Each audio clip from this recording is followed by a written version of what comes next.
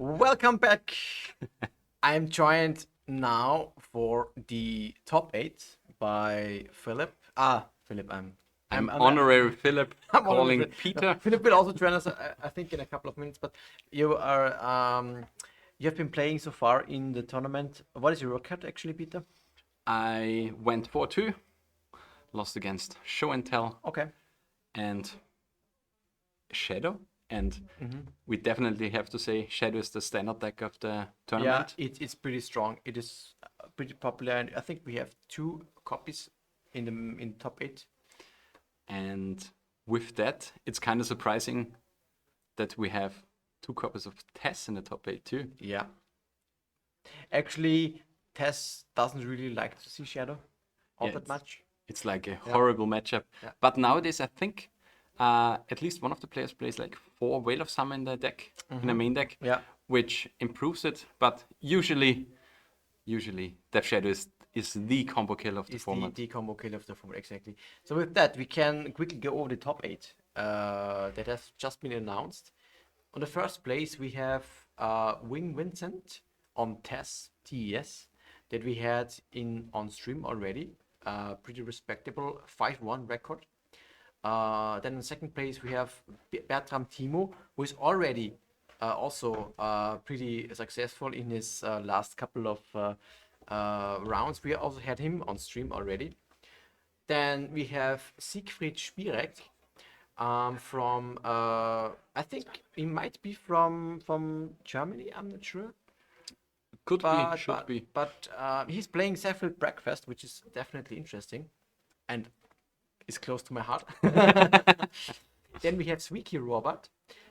He's playing, I think, Tess also. So this is on 4th place. Then Bonani Claudio on 5th place with 4-color control. Also saw him already in stream. On 6th place, we have Cavoni Nicolo, and also an Italian guy. On Cheskai Lorian, that we also saw on stream. Then we have Dorothea Kalmas, Ninjas, which is also pretty nice, in my opinion. And means a 100% conversion rate to top 8 for female players today. That is also true. And then on 8th place, we have Lorenzo Tassone on UB Scam, actually. So a lot of blue, black, and UC kind of decks, which is pretty interesting, I think. Yeah, it's basically a resurgent, I would say, with the printing of Orcish Bowmaster to the format. We've seen a little bit of a deflux in Snuff Out, which means like the meta has shaped a little bit. And yeah, I think we can go over to the players and see what we can do. For this, for the quarterfinals, we have Robert Zwicky on TES playing against Claudio Bonanni on 4-color control. Claudio is one of the members from the Wooded team, of course, from Italy, as it's pretty much known in that area. So let's head over to the players and see what this matchup will come up to. What do you expect from this matchup? I personally would expect a huge matchup for like Robert, because TS usually nowadays is built to destroy any blue slow deck. Technically, yes, it's interesting. Like Galvanic Relay is one of the very strong cards that TES can utilize for this matchup. It is safe against counter spells, basically, not against Flusterstorm, but safe against all the others, and just generates so much value that usually, yes, he has a pretty good chance against control. Yeah, I definitely would say he is on the edge. He's the aggressor in the matchup. And yeah, we will see how the threats of Claudio fare here. Yeah, exactly. Claudio, I think, has like a classic control deck with something like Terminus, Force of Will, Burrow. It's like 4-color without black. Yeah. He has like 2 life from the loam. One thing that can happen is like wastelanding a little bit. Yeah. But TS has so many artifact mana, so it's not really a thing that you want to do. Yeah, that is true. Yeah, we will see how it fares. We have like the Minsk Impu that should close out the game in like 3 turns. Yeah. But yeah, here we saw already the first Force of Will committed pitching. Oh, wow, yeah. and Dresden, if I see it correctly, Yeah. with the sketch artwork. Robert goes for the turn 1 combo basically, but Forceful stops that from happening. Yeah. Claudia goes for the turn 1 Brainstorm, which is interesting. Yeah, I mean, Robert is now empty-handed, Mm-hmm. so he needs to find his threats. His threats come only on turn 4 here. Yeah. So, yeah, he needs to get every single land drop. And, yeah, has to fade a few top decks on the side of Robert. Yeah, that is true. Waste. Oh, it's actually second turn. Okay, I'm mistaken. It was second turn. And Claudio Wasteland. Yeah. And do we see the Live from previously mentioned live from the Yeah. live from the Lone Wasteland strategy? It's good against this test. I don't think they have any basic lands. No, they. I mean, I think the newest iteration plays 1/1. Mhm. So Robert can fetch for it. The question now is if Claudio goes for something like Wasteland and Pollute the Delta to force out Yeah. the fetch and waste on the next turn, which can be a play you can make. Yeah. Doesn't seem that great. I think it also depends on the cards that he has in his hand. Because like if he can commit the Minskenbu on the next turn, Mhm. I would say Claudio is very, very favored. I mean, Yeah. on this board, he is already favored. Yes, absolutely. It's just the price that you pay when you're playing something like TES. You have to be proactive, and as it did, Robert did it on the first turn. Sometimes it's just not, coming together. And I know there's like this heuristics that you should always go for turn 1 if you can. It's not so easy anymore, I think, because there is force of negation also involved. There's a lot of decks have in the main deck also. But usually, if it was just for force, Yeah. it's absolutely It was correct like to do so. a little bit above 40% that they have a force in their hand if it's a 4-off, Yeah, if I remember correctly. yeah, But it was also the heuristic against how many blue decks are in the format.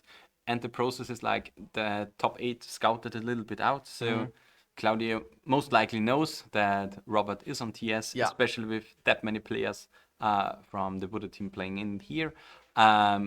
So it's like you have to do it maybe on the side of Robert, but yeah, seems a little bit bad now as it happened. At the moment, yeah, it was unfortunate. Especially since like the heuristics say if your opponent is a blue deck, Mhm. it's most likely they kept the hand because on the strong set of force if they know you're playing TS. Yeah, that is true. But maybe let's see if I mean the Uro is already in the mix, so Claudia can really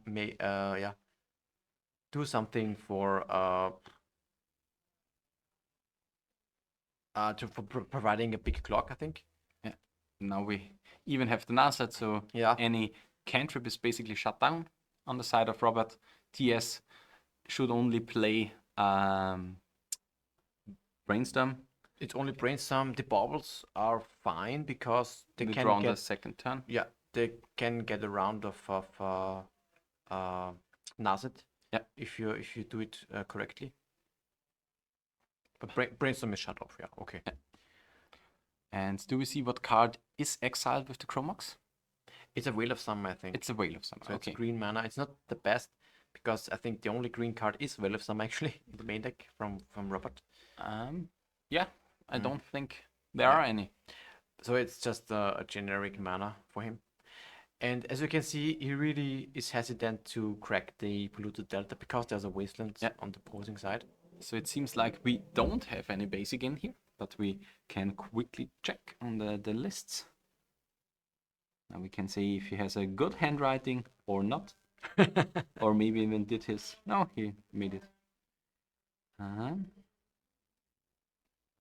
have to go back here and here we have the deck list from Robert. He has a Swamp and Island. Is this actually is it is test, right? Yeah, of course. It's... Which is some kind of different. No. This is not Tess.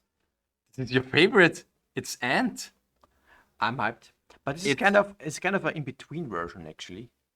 I mean, he plays Dark Ritual, Cabal Ritual, a 1 of Chromox with 4 Thoughtseize, 2 Duress, 2 Veil of Summer, 4 Infernal Tutor, 1 Grim Tutor, 1 Wishclaw Talisman, a Tendrils, an Empty Ad Nauseam, a Past in Flames.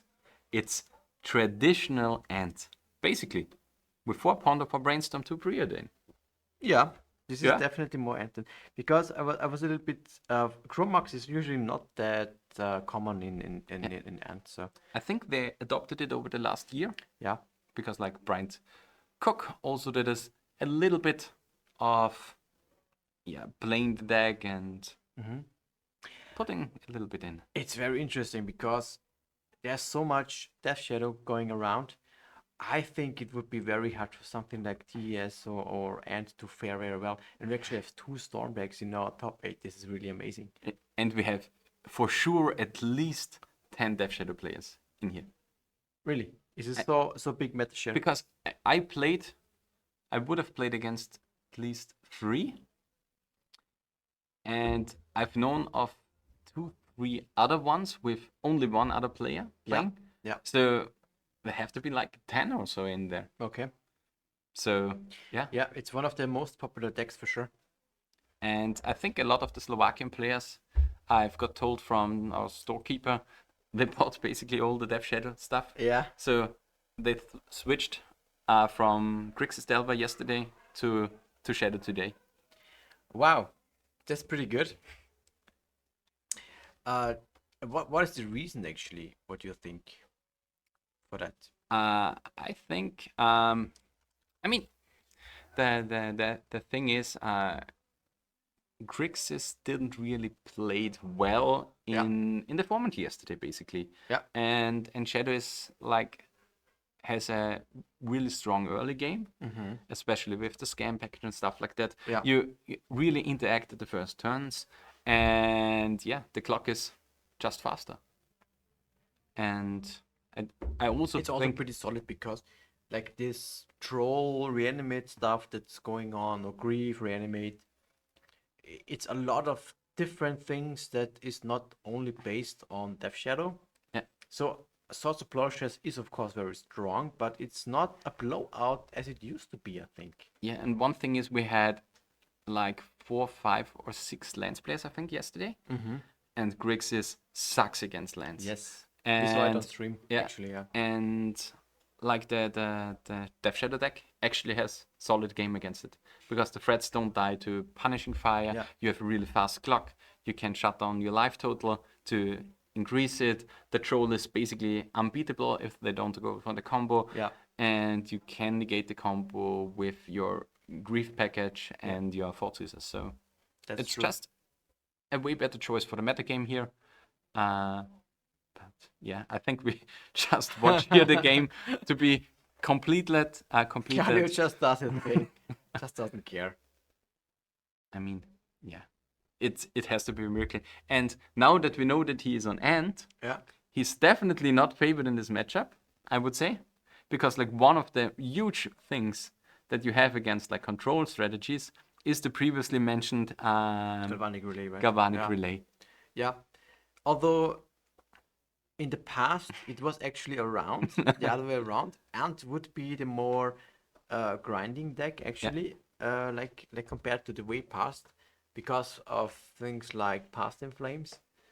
So this could be a factor that is important here still for Robert, that Claudio also needs to consider, like a Past in Flames. But something like a Force of Negation and surgical or whatnot, so grave rotate in general, is then again strong against this Ant deck. Yeah. And this is a problem. Yeah, and you give like the control deck a lot of more options to play against you.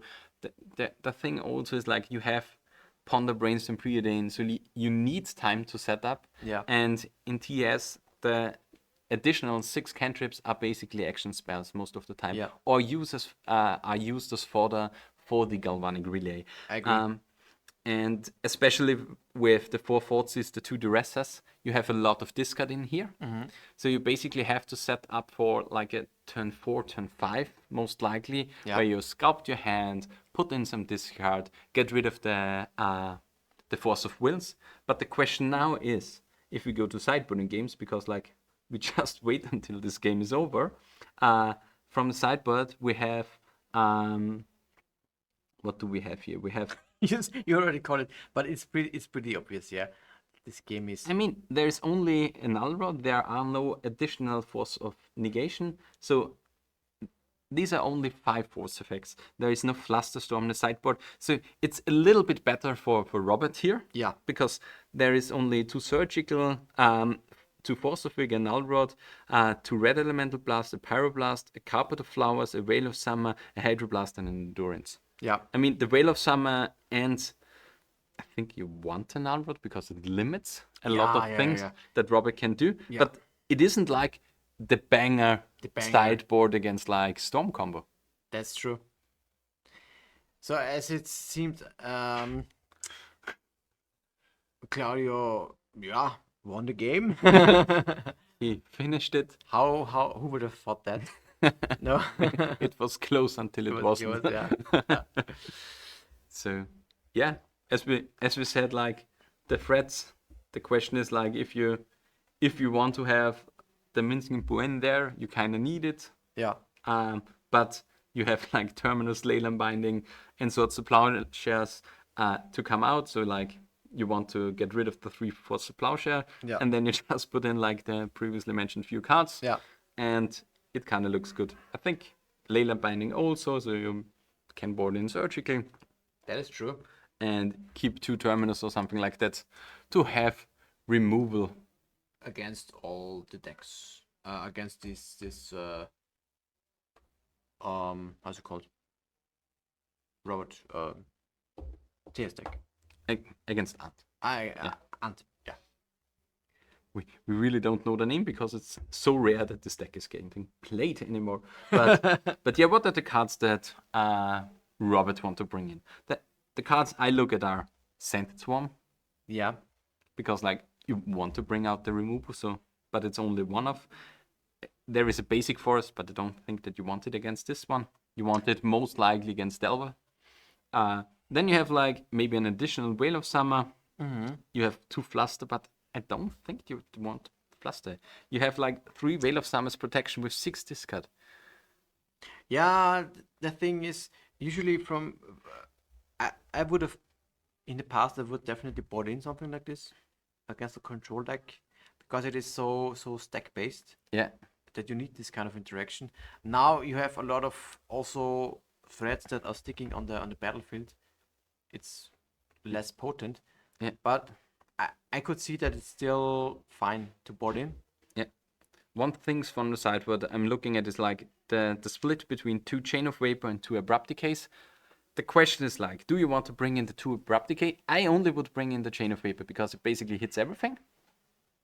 Because Chain of Vapor says non-land, if I remember correctly, or says it artifact, creature, or enchantment. It is non-land. Non-land. So Yeah. you can get rid of any of the planeswalkers. You can, because if you want to get rid of a Nazet, for example, Yeah. you can get rid of like a deafening silence because you don't know if it is played. But here for control matchups, it's at least like historically speaking, it's better to have this uncounterable effect with abrupt decay. You know, of course, it makes it far more obvious. But for example, against Miracle's Past in the days, abrupt decay was one of the best things you could have, just to get the counterbalance. Yeah. Here, the thing is what you might want to hit that abrupt decay doesn't hit, and I think. Well, Minsking Poo is not a card that should stay in sideboard, so I think it can hit everything that you might want to see. The question is, maybe even the Wasteland tricked Robert into boarding in the Forest, for example. Sometimes could be the case. Especially since he saw like the recursion with Life from the Loam, so Yeah. maybe he thinks his mana is more limited than it actually is. So yeah. But overall, you should see, okay, this is a 4-color control deck, and this is A combo deck. a combo deck. Yeah, this is again a question of who is the beatdown. And it's really thing because like on old heuristics, Yeah. you would also maybe say that the control deck is here actually the beta because like Ant is the slowly menace that accumulates the cards that are right for the As it combo. would You have play the out, yeah. perfect 7, Yeah. and then you just roll over your opponent. Yeah, sometimes it's the case, But yeah. but nowadays we have like a good threat in Uro. You can turn 3 Uro, turn 4 reanimate or escape the Yeah. Uro, and have also sculpted your hand. Yeah. So maybe we see even loaded 7s against each other on turn 5 to 6. Yeah. With an Uro on the battlefield, for example. That is true. So who's the beat? Down there. Yeah, I think it's still the Ant deck at the moment. Yeah. I would say that the perspective shifted from control to Ant here Yeah. over the last And 6-7 really years. cannot really do this grinding Yeah. as it has been happening in the past. There's so much hate, and the longer the game goes, just this control deck is far more ahead, I think. Yeah, for sure. So Robert takes his mulligan here for the second game, and Claudia's kept or thinking about keeping. I guess there is a brainstorm, which is pretty potent. there is a Makes dress it good. down. Okay, but they also decide Yeah. because it doesn't have any counter spells. Probably only like a ponder and what was it? Dress down on one. Yeah, the dress down is only a cycle for 2 Yeah. mana. It was like not really action filled. Yeah. And against Robert, you kind of want to have at least one force effect in the opening hand. Yeah. And if you don't have a force effect, you have to have something really strong on the Yeah. first turn. Yeah, that's true. I mean, you are likely to play against one discard spell because there's like 6 discard effects here. Yeah. But yeah, will be interesting. Gino in the chat types, how did Timo do? Timo is actually second place. He's in the top 8 and is battling currently in the quarterfinals against, let's see, should be ninjas, right? Yeah, against ninjas. Ninjas, yeah. From Passau. Passau, our female participant of the tournament. Yeah, maybe Julian even knows her. Yeah. I mean, he knows her for sure. Yeah. Dorothea Commerce, and she did pretty well. We also had her on the stream. Yeah. I think on was it the second to last round? I think so, and or the fourth round, I don't know. And this ninja deck did do pretty well for her. Yeah, and here we see a little bit of setup on the side of Robert.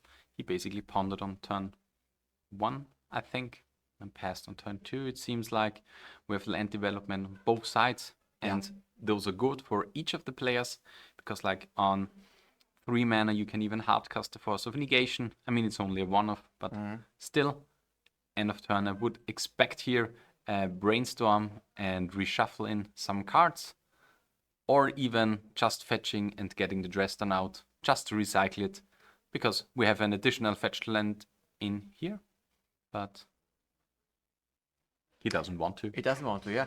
For this kind of control decks, it's usually this is I think the perfect situation where you are not really needing anything at the moment with this brainstorm, and here I think you can see it oftentimes, and especially Claudio has shown it also in the stream prior to that. You don't want to fire off brainstorm just because you can. Yeah, I was only thinking mostly about the dress down just to get it out, but still it's a blue card. You can use it to exile for Force of Will. So yeah, it's still a useful resource. You meant here. dress storm. Okay, I missed that. Yeah. Sorry. Yeah, dress storm is something that you can cycle. Yeah, I think so. And we see it here, most likely end of turn, because we may see an Uru next turn. He needs to make sure that he has enough mana open, for example, for this Hydroblast that he has, which can deal with the potential Passing Flames. Yeah. Which is a very, very good and cheap answer. Yeah. But yeah, here we see a kind of aggressive shift on the side of Claudio. But just using the resources he had, because on the next turn he's presenting the clock. And then we may see like 1 or 2 discard spells on the side of Robert. Yeah. to see if the coast is clear and then try to go for the combo. But yeah, hardcast Uro. Hardcast or maybe it's not hardcasted. I mean, it is hardcasted, but it stays on the battlefield. Yeah. Next time we say, oh, hardcast brainstorm. Oh, come on. It pitched something for it. My brain also melted from 6 hours of play. Yeah, it's the same for everyone here. It is tough. It is tough. Oh, double duress. Double duress, hardcast duress. No, the Infernal Tutor was hardcasted. You have to be concrete with your spelling. But I'm concrete. I would expect here next turn double duress. Double duress, yeah. I mean, he can do it this turn. Maybe fire off one duress or something like that. Just to have every mana for the next turn. Yeah. Do we see here a Bayou? Most likely. Or a Pond or a Preordain. Could be something that he can do too. But yeah. Has enough blue because like black is the color for the combo turn. Yeah. Especially with the duresses. Maybe we see Dark Ritual into duress? No. And do we have a Spell Pierce on the side of Claudio? No, we see the Whale of Summer. Is it a one of Whale of Summer or multiple ones? Whale of Summer is pretty strong. I think it's just the one of. But it just, this is, instead of discarding, you draw a card and you're safe for the turn. But yeah, it's the one. No, it's a two. Okay, we can shame Claudia here. He has a very bad handwriting. Do you expect this to be a 1 or a 2? I would say it's a one of. And it's a 1-off in the main and a 1-off in the side. But yeah, that's the reason that Robert has to do it on multiple turns just to evade it. And here we have an draw step surgically on the duress. Most likely the duress, yeah, because it knows it's in the hand. Oh, the hand from Robert is not that bad. It's actually pretty good. Oh, it's Infernal Tutor. Okay. Wow, this is even better, of course. This is huge. Because this invalidated not also the Past in Flames in the hand. Yeah. He has like, I think, 1 Burning Wish in the deck. But he has still the Tendrils in his deck, as opposed to TES, where the Tendrils is only available through the Burning Wish. Well, I think in TS there's one main, one side, right? I think they switched to it, but for a long time it was only in the sideboard. Okay. Because they also have Wishcloud Talisman. Yeah.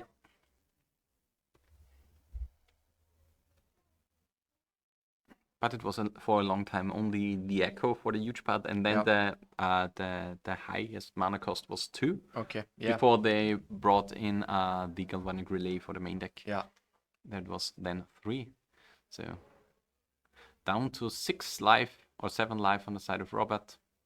He fetched once. So the next fetch means a turn off the clock. Yeah.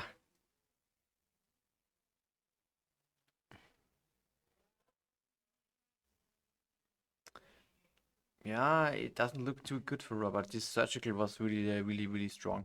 Yeah. He would have had a lot of things going on in the hand. He could go for a Past in Flames line, and had another duress to clear the coast. Yeah. But now he doesn't have anything at the moment. Yeah, he's just hoping for the one clear top deck, kinda. He might need to go for it anyways in the next turn, because it might be still. It doesn't make if somehow he could, for example, he could fire off his rituals, and then go for Past in Flames and at least cast the Ponder in the graveyard. Yeah. And then he might be able to find something like an Ad Nauseam. Yeah. And if you're then on 1 life, when Oro attacks 1 more turn, then it's pretty. Yeah, the problem is like he is missing the red mana, so he needs to fetch for Yeah, it. exactly. So it's a 1-turn clock if he doesn't draw. I think he has to go for it Yeah. now. And he cannot wait another turn. I mean, it would look really good if he Uh, does it like that. But yeah, I kind of think a sweet draw here would be like the tendrils. Just to go Dark Ritual tendrils or stuff like that to rebuy you another turn, or maybe fire off the Yeah. Duress, then the Dark Rit, and maybe another spell to gain even 2 turns. Yeah. So yeah, will be interesting, and all depending on the card that Robert draw for this turn. And a huge card that could be open for Claudio would be the second Veil of Summer. The second Veil of Summer, yeah, that's true. We have seen on stream a Veil of Summer being cast against the TES opponent when the Tenris was on the stack. Yeah. But the thing is, he had already Echo in the graveyard and another Burning Wish, I think. So he just continued storming and went for Grapeshot. Which is So- cool. All in the same turn. And we saw the second Veil of Summer, Ah, okay. which means you have to go to the next turn. Basically, you are not allowed to fetch. You don't have any way to win this turn. Yeah. You maybe can make like a shit ton of goblins, but this will have meant that there is a miracle card in play for Robert. This life total also means Ad Nauseam is definitely not on the stack. Yeah, it's another option that is definitely out. Yeah, I think like one of the best cards that he can drew or that he could have drawn for this turn is like Brainstorm. A Brainstorm is so huge. Do you know what also could be huge? A Minsky for this turn for Claudio. Yeah, it's just It's just a win. the extra damage that he needs, yeah, for this turn. And I think the top card is a Is Minsky. a Minsky Boo, yeah. You could just go for it actually, because there is not really anything from Robert's side that could prevent that, right? But he opted to be safe on that. Okay, there is a Spell Pierce. So yeah, Robert, try I mean, your thing. Come on, look at the hand of Claudio. His, I I think think he almost has to discard now. he has to discard. There Yeah, are 8 I cards I in think hand. he's thinking on 2, 4, 6, 8, 9. He didn't play a land drop here. Yeah, he didn't play a land drop and then also didn't find a land of Uro. So this is completely insane. I would discard the 2 Prismatic Ending in his hand because Yeah. they don't look good here. Or he could also cast still. He can still go for the Minsk and ping. Yeah. Although in that case, I would have liked to cast it before combat because then you can at least attack. Yeah. Yeah, it just has to just go for it. Minsk token. Of course, there is a removal spell potential. Okay. Okay. He just wants to ping the Ping for 6. ping for 6. How would you ping for 6? It's the In response, Dark Ritual, and just concede. Yeah, there's not much going on for Robert. This okay. It was a cabal ritual. allowed spell and another land. Yeah, the surgically was a big thing from Claudio. And that's something that I really like in TES. You have like 8 good wish effects Yeah. with Wish Cloud Talisman. Mhm. And nowadays with Tendril's main and side, it doesn't even is that impactful when the Burning Wish got exiled. I mean, you still shrink the amount of action that you can have. Yeah. But yeah, still an accomplishment to get into the top 8. Absolutely, yeah. I think it's pretty strong for a deck that has been not really existent for the last couple of almost years actually. Yeah. And something like this Ant deck is really what I think is great, that Legacy is definitely about pet decks, about specialists, about people that really like the playstyle of their cards and they stick to certain strategies even though if they're not popular. And something like this Ant deck is a great example of that. Yeah, for sure. I mean, Legacy is for the enthusiasts of their own type of deck, basically. If you have a strategy that you really like, that you really want to play, Yeah. stick to it, get better with it, learn all the small detail cases that maybe not everyone knows. And maybe you find even a thing that is new and you completely roll over an opponent because he thought like, yeah, this matchup is easy, but then you found out, yeah, basically I bought out like this stuff and bring in this stuff, and now the matchup looks completely different. You Yes. know some tricks, and so yeah, stick to your pet. That's definitely the best thing to do, Yeah. actually. So there's, I think, yeah, we have of course the other matches. I think we can take a short break, and then in the meantime we can maybe have a look and chat with a couple of people.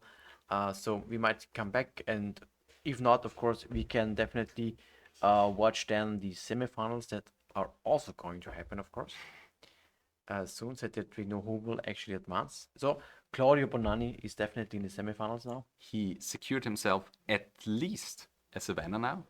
That's true. We have pretty nice prices actually for Yeah. our top 8. It's a 2K that we have basically. Yeah. So I think the first place is an Underground Sea. A 7.5 graded from Cardmac or MKM, because like we have MKM, to yeah. stick to the name. Yeah, MKM. MKM. Grading 7.5 near mint Italian Underground Sea. Second place is Tundra revised edition, Yeah. and third and fourth place are Savannahs. Perfect. So see you soon. Don't go anywhere, and stay tuned for more magic, of course. Welcome back, guys. I'm very honored to show off one other Peter, as you maybe seen off on the left side on your screen. We just have a small chat about some stuff we like, some tournaments, but yeah, I just wanted to ask of, who the fuck are you? Yeah. Hey guys, my name is Peter.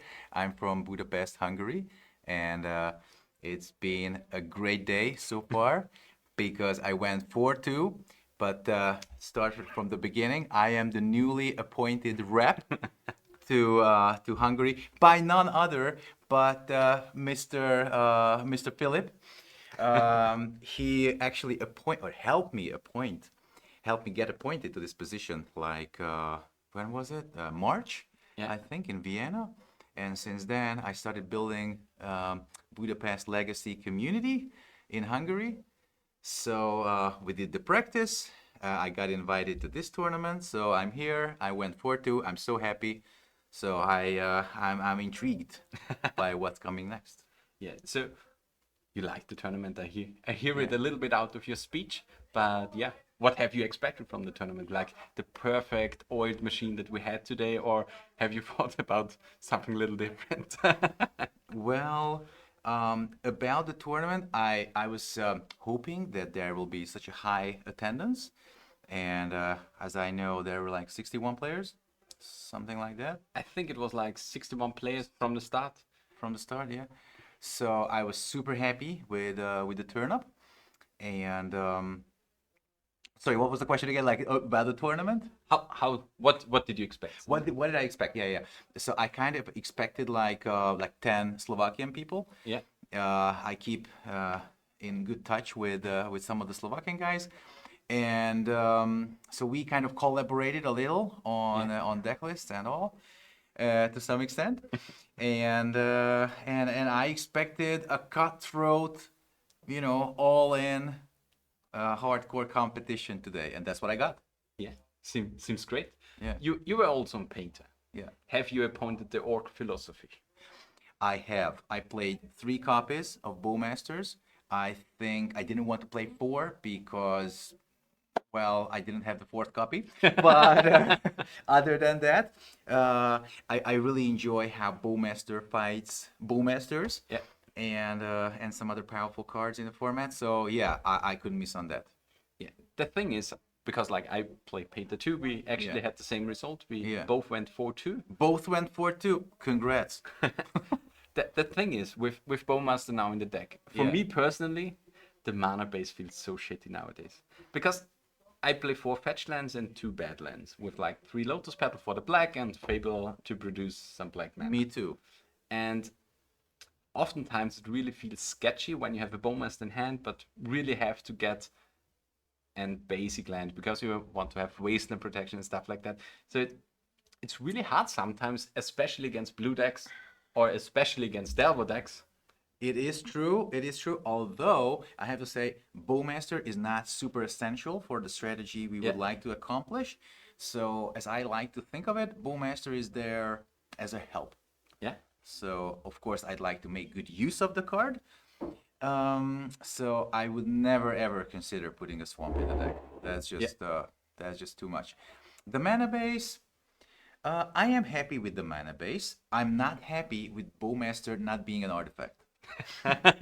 But that's a totally different story. Yeah, the thing is, I usually also go for the basic mountain. I wouldn't put in a basic swamp in a deck. Yeah, Just seems horrible. Of course. But the thing is, oftentimes it's just a hindrance in the deck because it's like a dead card in hand when you don't get to naturally draw an additional fetch land or a bad land. True. So sometimes it's like a dead card in hand that is really similar against like when you don't draw a painter against a non-blue deck, Yeah. where the red blasts are dead in the hand. Yeah. So sometimes, and especially against like non-blue decks, it sometimes feels a little bit sketchy because especially against land and something like that, it really doesn't do that much. True, but not. Let's not forget how you can get rid of the card easily with the Fable. How you can, I don't know, accidentally just produce some treasures with the Goblin Shaman. So there are outs, but yeah, of course, Yeah. I feel there's a weakness to it. Yeah, for me it's like I really like the deck list Yeah. besides Bowmaster, but Bowmaster feels so good. Yeah. I will keep playing it because like seems all right. Deck lists feel fine. But what is the card of your choice against Graveyard? Do you play the Soul God Lantern or the Nihil Spellbound? I play Nile Spellbomb, and after sideboarding, I have the ley lines. Okay, so yeah, both. Okay, because I'm also on Leyline. Okay. What is your reasoning behind Leyline? Behind ley line, I love mulliganing into ley line Okay. until 6 cards. So if I have to go deeper than that, that's just too much. This happened to me actually today. I played against Reanimator, Yeah. and game 1, well, it's an ethical question that I'm gonna raise. Actually, I knew the guy is on Reanimator because Yeah. last round Yeah. we were not right next to each other, so I knew the guy was on Reanimator, and I had that in mind. Oh my god, I need to find game 1. I need to find that spell bomb, Yeah. and I did. So it was my opening 7, and I played Saga, followed up by the spell bomb, and Yeah. I passed. And the guy, so he technically lost the game because of this. Yeah. He didn't recover. I was in control of the game. But then game 2 and game 3, I lost because of ley lines and how he wear and tear the card. Yeah. It's just, I don't know. Maybe macabre is Yeah. the way. The Very thing is, macabre. I'm also on Camp Leyland because like Leyland on the one hand is like the card I want against stuff like because I played today against Show and Tell Yeah, and Mono Green Club Post, yeah, which are two decks usually where it's infamous to board in Leyland just to get in with the combo. yeah. The thing is, I really want to have the turn 0 interaction against Reanimator. Because the problem is, even if I have a Fairy Macabre, they don't, or it's very, very rare that they go to the combo without a Thoughtseize, a Grief, or an Unmask. That is true. So even if I have the Fairy Macabre in hand, it feels like a lost game, because most of the time, yeah, they Pretty much. just discard it. Pretty much. I totally agree with you. I think Leyline is the way. Not only that, I think it's a huge help against Delver. Do you board it in against Grixis? Against Grixis, I have 15 card sideboard. Okay.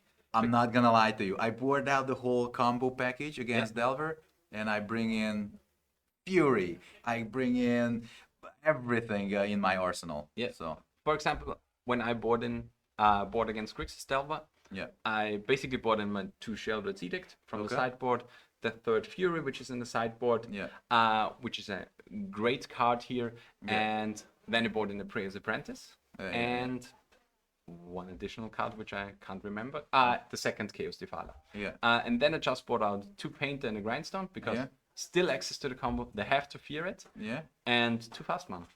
Sure. And then it's Grixis was such a beating. It's so easy the matchup to win because like you are playing control. You have like 2 edicts, 6 blasts, Not enough. 2 bolts, 2 chaos defiler, and I roll over them. I play a slow control game under Exactly. each of their threats, Same. and yeah, cast the Sauron's Ransom. ransom. Yeah. I only know Sauron. Fuck the second word. No problem. No problem. but yeah, it was like back in the days to the old blue-red Delver decks. They had like the for Ragavan or for Delver, the 4 Dragon Rage channel, and then the Murktide. Yeah. They had 13, like 12 to 13 threats. Yeah. You had enough removal spells. Yeah. So you just clear every creature, Yeah. and they can have 7 cards in hand. I don't care about it. I have a Urza Saga. Exactly. And yeah. Exactly. So my plan against Delver is the same, but I go even harder. Yeah. You know what I board in? I board in my Brotherhood's Ends. I have 2 copies of Brotherhood's End. I know. It's super counterproductive sometimes. Yeah. And I'm not 100% settled on the card yet. But come on, it's good against 8 cast. It's good against elves. Okay, which I'm generally good against. Or I just With don't Orcish Bowmaster, it's now way Say, better. of course, of because course. like before Orcish Bowmaster, the elves was like, yeah, I can control the first 2 to 3 Yeah. turns, but then they roll over me if I don't Yeah. have the combo. Yeah. Yeah. You don't like my my choice for Brotherhood's End? I get it because like as you said, like destroying artifacts. Yeah. A lot of guys bought in like Meltdown and stuff and Brotherhood's End, but Yeah. I care more about my creatures than my artifacts. It's like, what are the artifacts nowadays in the deck? You don't have that many. Exactly. I mean, you have like the big threats like a Chaos Defiler, but then That- you have yeah, like it's not Paint the stopping. Grindstone, Yeah. and if you look at the deck list on MTGO, you have 6 artifacts. Yeah, not more. It's 1 Mox Opal, Yeah. 3 Lotus Petal, Yeah. a Nihil Spellbomb. Yeah. Okay, I lied to you, it's 7. 2 Grindstone most of the time. Yeah, not I mean, more. you have like 2 or 3 Great Furnaces, but that's everything. That's everything. Yeah, I totally get it. I am not super hurt by that. You know what's painful? Null Rod. How do you manage Null Rod? Do you want to know what I did in the first round? Please let me know. My opponent played the Baleful Strix, Okay. then I bolted the Baleful Strix, Okay. then I switched the Baleful Strix into Graveyard with the Naldrod and said, ha, I get you next turn. Do you know what my opponent did? He played a second Naldrod. Wow. Okay. Okay. But yeah, That's- against Naldrod, it's like basically Painter and Blast it. yeah. Or Chaos Defiler yeah, Hardcast. yeah. But Sorry, it's just so ingrained in my memory, this whole New Rod thing, because yesterday I played the Mystic Forge combo. yeah, I got annihilated by Norod. So yeah, giving it some more thought, it's not super relevant against a painter. But geez, yesterday I got stream rolled over by some Norod technology, different deck. yeah. And one thing that we can mention here is like, for us, or for our players, it was pretty easy to get access to the Nalrods because Nalrod is above €50. So it's on the sheet for proxies, so every player could borrow just the Nalrods if they Fuck. wanted to do. Okay. And yeah, You're screwing with me right now. So you were landing the players the Nalrods. Nalrods because oh my god, the price needs to drop. yeah. But we don't exclude the cards if they are on the proxy list. Of course. Because No, it's like difficult. Nalrod was €100 when we invented the list. €100. It's Okay. It spiked like 2 years ago to Okay. above €100 because it was Okay. like 1 or 2 of in every Delver deck. Okay. But nowadays That's with wild. the ring coming around, and we Yeah. had yesterday we had like 3, 4, or 5 Mystic Forge players. Yeah. So it really made sense to bring It in did. the Nalrods for today. It did. I got wasted by them. So some follow-up question, but Yeah. because we are like on the top left of our screen, you can Yeah. see the beautiful European Legacy Masters logo. So Yeah. as you said, you are the representative I of am. Hungary. I am. How proud are you of your team? How many players are already qualified, and how did you structure your tournaments? Perfect. Thank you. Great question. So once again, I started it I started building Hungarian community like 6 weeks ago. That's a bit longer. 6 months ago, to be honest. We had 3 qualifiers so far. Yeah. With a turn up of 8, 9, and 11 players. So We're none starting of us out. starting, yeah. We are now. We are starting out just now. Yeah. We had some Slovakian friends coming over, so it was a nice tournament. The 3 of them.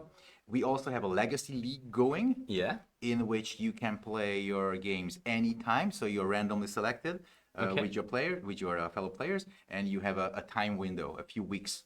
Yeah. During which you can play your games anytime.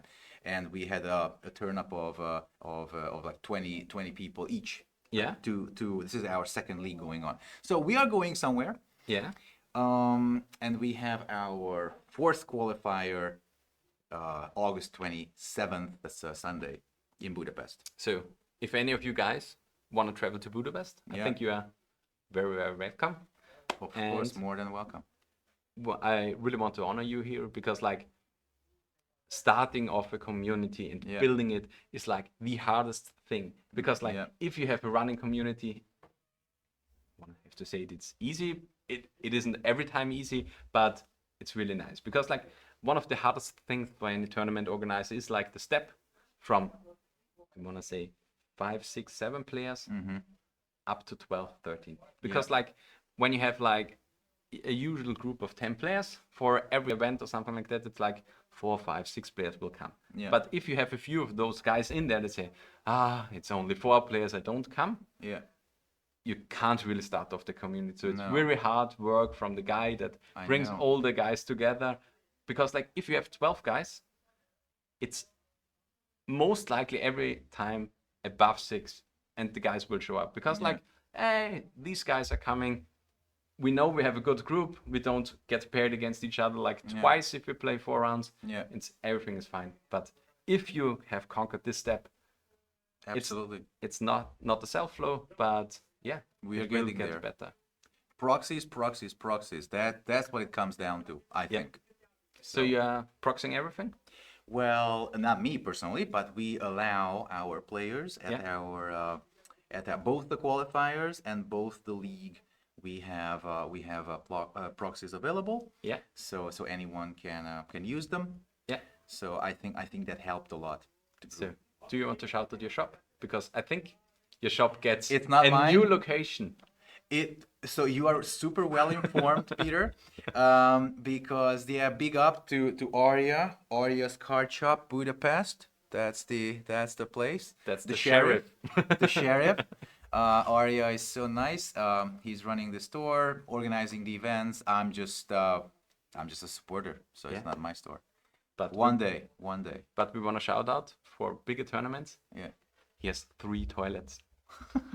Exactly. Aria is not messing around with toilets, that's for sure. No, I've seen the pictures of the store. Yeah. It looks very, very, very good.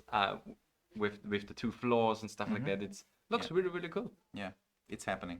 So if you want to see for last time, I think the old shop, join in on the 27th of August, and I think we want to put in a small break when we return for the semifinals. Cool. I'm so excited. Cheers. Keep painting. Well. Unfortunate. We are in a standoff at the Austrian Legacy Masters at the moment. Exactly. It's Blue Black Ninjas versus Death Shadow. Yeah. That's basically 1-on-1, and there's a massive board, right? It's a massive board. I just checked. I just checked in. It's 1-on-1. They are not slow playing, and it's just nothing happens. It's like they're both on 7 life, and the shadow player has 2 Death Shadows. Yeah. 3 Bowmaster. Wow. 1 Naughty Void Walker. Yeah. And what else? An Orc Army for sure, and also, a Plague Engineer, and I think one other card. And on the other hand, on the ninja side, we have 6 4/4 constructs. Wow. 4 what is Swap the happening? tokens, So or it's 4. basically a standoff, and I think it will be done in like one swing, probably. Probably, yeah. So it's like back and forth and back and forth and back and forth, and then it's like probably if it would be my game, Yeah, I would have just, well, fuck this shit, attack. What? because math is for blockers. Yeah. Yeah, methods for blockers, Yeah, like we exactly. all already know. But it is now definitely taking a little bit of more time before we can. Yeah, it depends on this match that needs to be concluded until we can go into the semifinals. There's actually one semifinal already been done. We have one in the finals already. Yeah, It will be Lorenzo Tassone, with blue-black scam. Blueback Scam. He will facing against whoever other player will actually make their way through the semifinals after the match. But this will be decided hopefully soon. We know one player. It is actually Cephalid Breakfast. Oh yeah, it's Siegfried Spira. Exactly. And he will face the winner of this quarterfinal He match. will that face is- blue-black ninjas or blue-black shadow. Exactly, yeah. Yeah. So So thank you very much for raiding. Tomorrow we are playing our like little bit smaller legacy tournament. yeah. It's about 50 players, something like that, and we are playing 6 rounds tomorrow with no top 8, so just Swiss. Yes.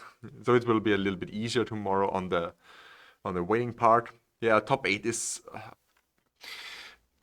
all the time a little bit hard. I mean, it would be better if we had put the blue black shadow match on camera, then we would have something Yeah. to talk about for our last For the 2 top hours, eight, I yeah. think. Yeah.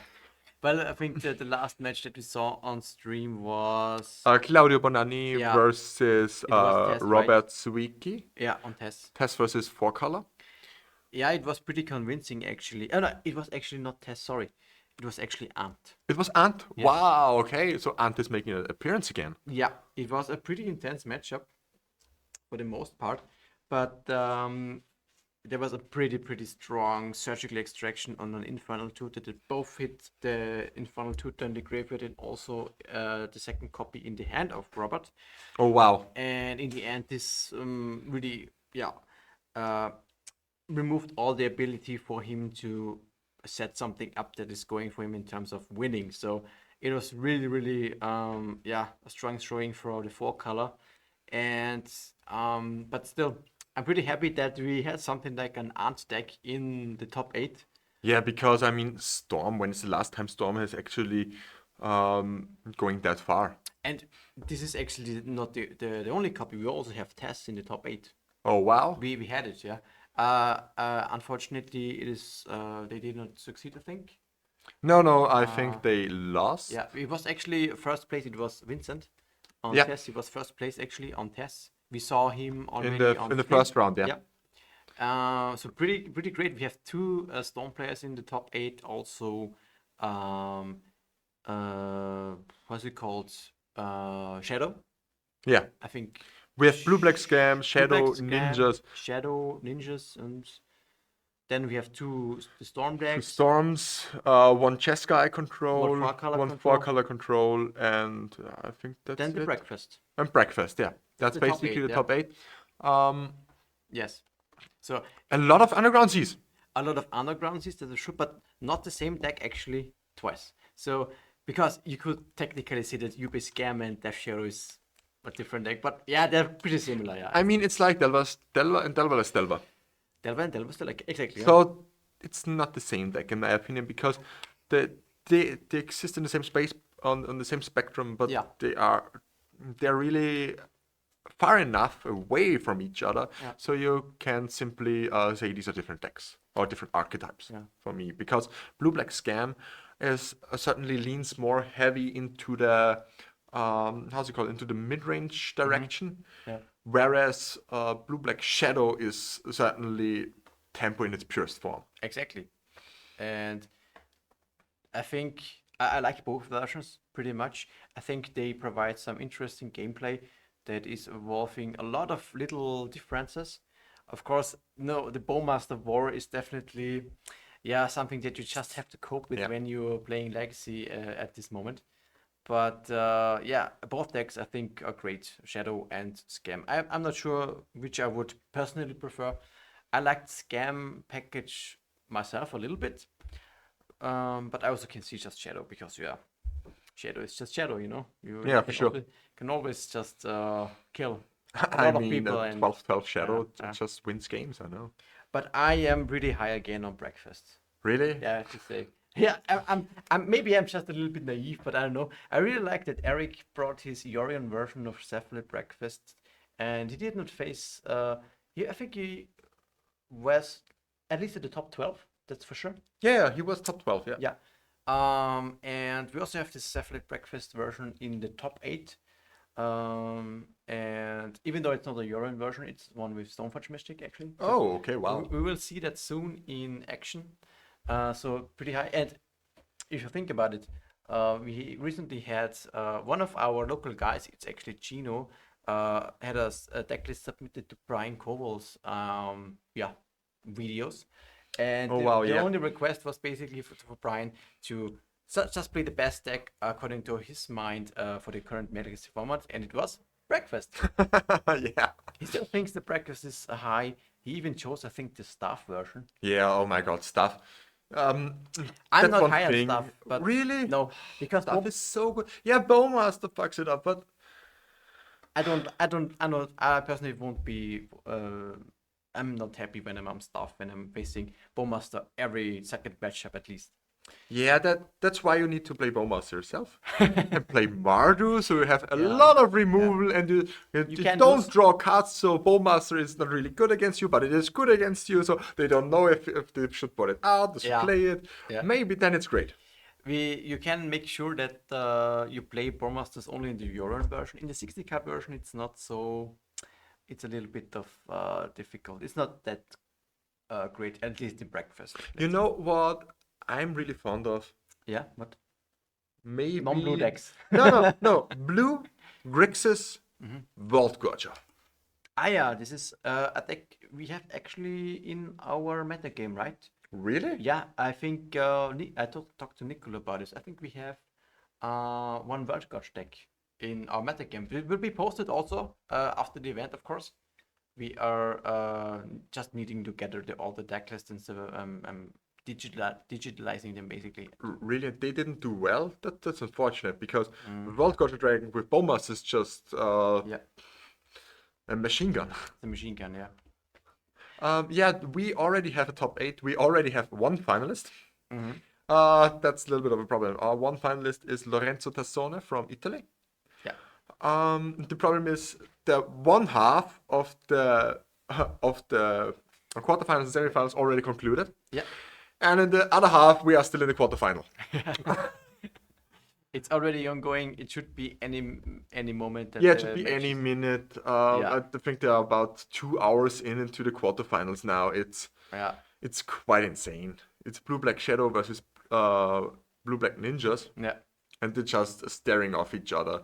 I think on the one hand, I've seen three Bowmasters, one Plague Engineer, one Orc Army, 2 Death Shadow, Yeah. one how's it called? One Doffy White Walker, Okay. Yeah.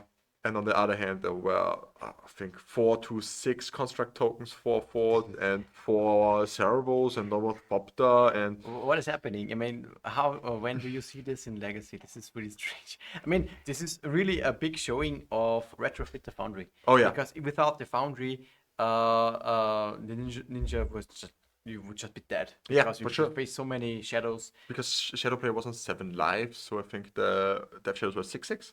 Yeah. Okay. They are all Still not enough. Yeah. To punch through.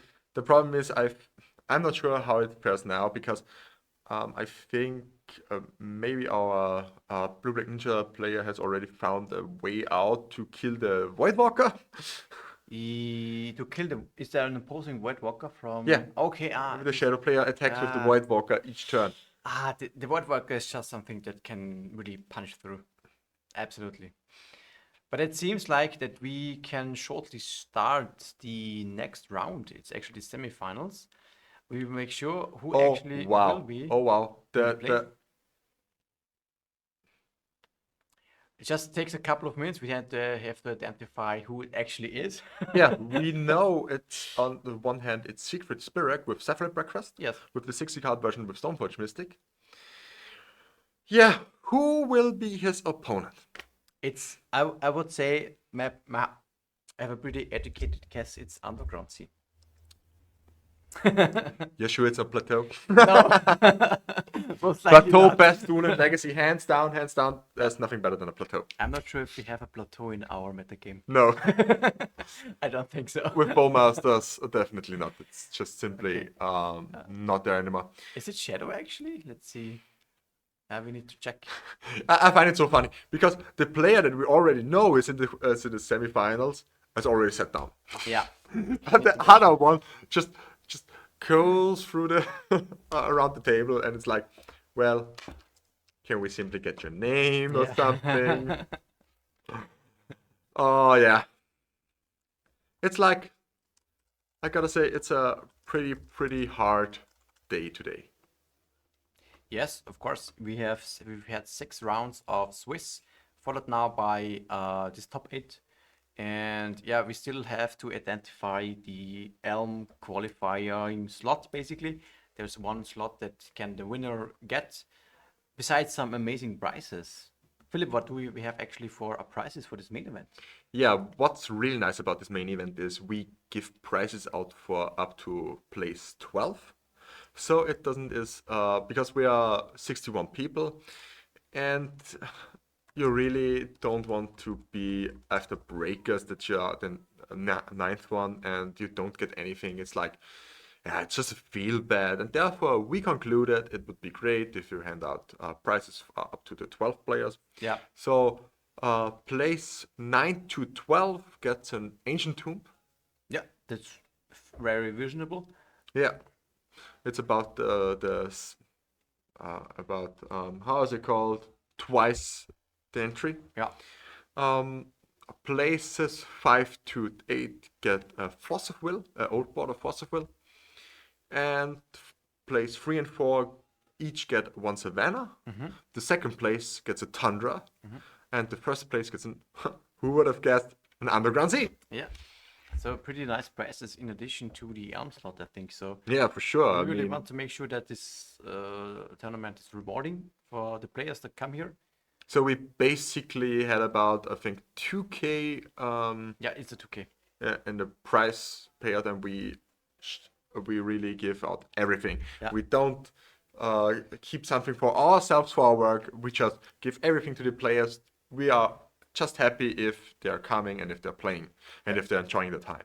And with this incentive, we also want to get bigger, maybe. Yeah, for sure. So if we're doing something like this again, we would love to see you here in Linz at the Austrian Legacy Masters, maybe next year. Absolutely, yeah. But I'm already pretty proud of that because this already is the biggest legacy event that we ever had in Austria, probably. Yeah. For at least the last. For at years. least the last 10 years. Yeah. I'm pretty sure because I'm playing now since 2012, and I have never seen going above 60 players, and we have 61. Me also not, yeah. And therefore, this is also a pretty big accomplishment to break the 60 player mark for, like, in this case. Yeah, for sure. And this is very great. I love it so much. And yeah, it's now only a matter of a couple of minutes, hopefully. Unless Yeah, I just hope so. We actually don't know. Because I gotta admit, they are playing in the first floor and we are in the cellar. Or in the basement, basically. And therefore we can't simply check what's the standing, and we have to rely a little bit onto our camera setup. exactly. So, a couple of minutes maybe, then we will certainly can, yeah, go into the next match. What do you think about this? If for example, I mean both decks, this Shadow and Ninjas is like a tempo deck in a nutshell. How do you think both decks would fare against Breakfast? Starting with Death Shadow, I'm pretty sure Death Shadow is here the beatdown. That's basically the theme of today. Who's the beatdown? Yeah. Because we want to emphasize this was Frank Carsten's article or No, this was from Michael Flores. from Michael Flores. Michael Yeah, Flores, yeah. we want to emphasize it because it's a must read for any legacy or for any Magic players. Actually, it's a little bit Yeah, old, one but of the most it's not outdated. That's the thing. yeah, just applies to any situation next in any matchup still up to this day, and it's very important. So I think, in my opinion, Shadow is certainly the beatdown, and Shadow has a great plan again, or a great matchup against It's the combo. aggressor. It's exactly, yeah. It has a lot of discard spells and interaction spells and fast clock. Okay, we already know our second semi-finalist. Already is good. It's Timo Bertram on Death Shadow. Exactly, yeah. So this would be Death Shadow actually against Cephalid Breakfast. I have my bets on Breakfast because I love the deck. I have a bet on Timo because he's one of our local guys. Yeah, okay, we can bet against each other. But I think in terms of matchups, Death Shadow probably has the edge. Yeah, I think so Yeah. too. Because it's the 60 card version. I think if Secret would have played the Yorion list, I think Cephalid would have been more favored. Because Yeah, the Yorion version is more like an Esper control list. And control is already good against tempo, and then you have the combo finish also. Yeah. So Yorion Breakfast would have the edge. But here I would I would bet my money on Death Shadow. Death Shadow, yeah. It's traditionally good against any kind of combo. You know, it is a pretty big pity because prior to the Orcish Bowmasters, I was pretty favored against Death Shadow. Okay. With Breakfast because I had Stuff and Foundry and Yeah, you were more grindy and you simply could outgrind them, yeah. yeah, and Stuff is just so strong against Shadow. But now that they have Bowmasters, Stuff is pretty dead. Yeah. And this really turns the matchup completely upside down. Unfortunately. But yeah. Yeah, but does Siegfried play the stuff? No, he plays Stoneforge Mystic. Just Stoneforge Mystic. Yeah. Okay, so no stuff shenanigans for him, but maybe we see a Cauldron. Cauldron definitely is in the deck, which is a strong threat. So with that, I think we can head over to our players and have a look who will be victorious for the semifinals. Oh wow. We are playing with open deck list. Yeah. If anybody is interested. Not completely, but for the top 8. For the top 8, because nobody has to have like how's it called? Yeah, Some kind of you mean bonus to know the your deck of your scouting, opponent. you know? Yeah. Because some people are on stream and some people don't. We want to make sure that at least for the top 8, it's clear to everybody who plays what. Oh yeah, for sure. We just hope that these conclude in 2 fast matches. Well, yeah, and hopefully we'll be victorious for Breakfast, of course. Or for Shadow. Actually, I'm biased, I have to be honest. actually, I don't really care. I just hope they are playing fast and they are playing good. Yeah. So that we have something to talk about. So I think let's have a look at the standings. I think Timo has finished 2nd place, so he can actually start, as opposed to Siegfried, who is finishing 3rd on place. 3rd place, exactly. So 1 point more for Death Shadow. Exactly. Starting here is pretty crucial, in my opinion. Absolutely, yeah. It's even more crucial than taking a mulligan, like Timo does here. I think this matchup isn't really about raw card advantage. At least not in the first few turns. Yeah. But it's more about getting your life totals low, getting some kind of shadow going, or grief, reanimate grief. I'm not sure. Does he play grief? Yeah, pretty sure. I think yes. I think it's a version that has some kind of let's say scam package also, because it's pretty common now in Shadow also. He has a couple of griefs and a troll also, and still, yeah, 4 reanimates. So Yeah, you need reanimates today. I mean, they are basically the scam package, yeah. and that's just the best thing you can do if you're in black.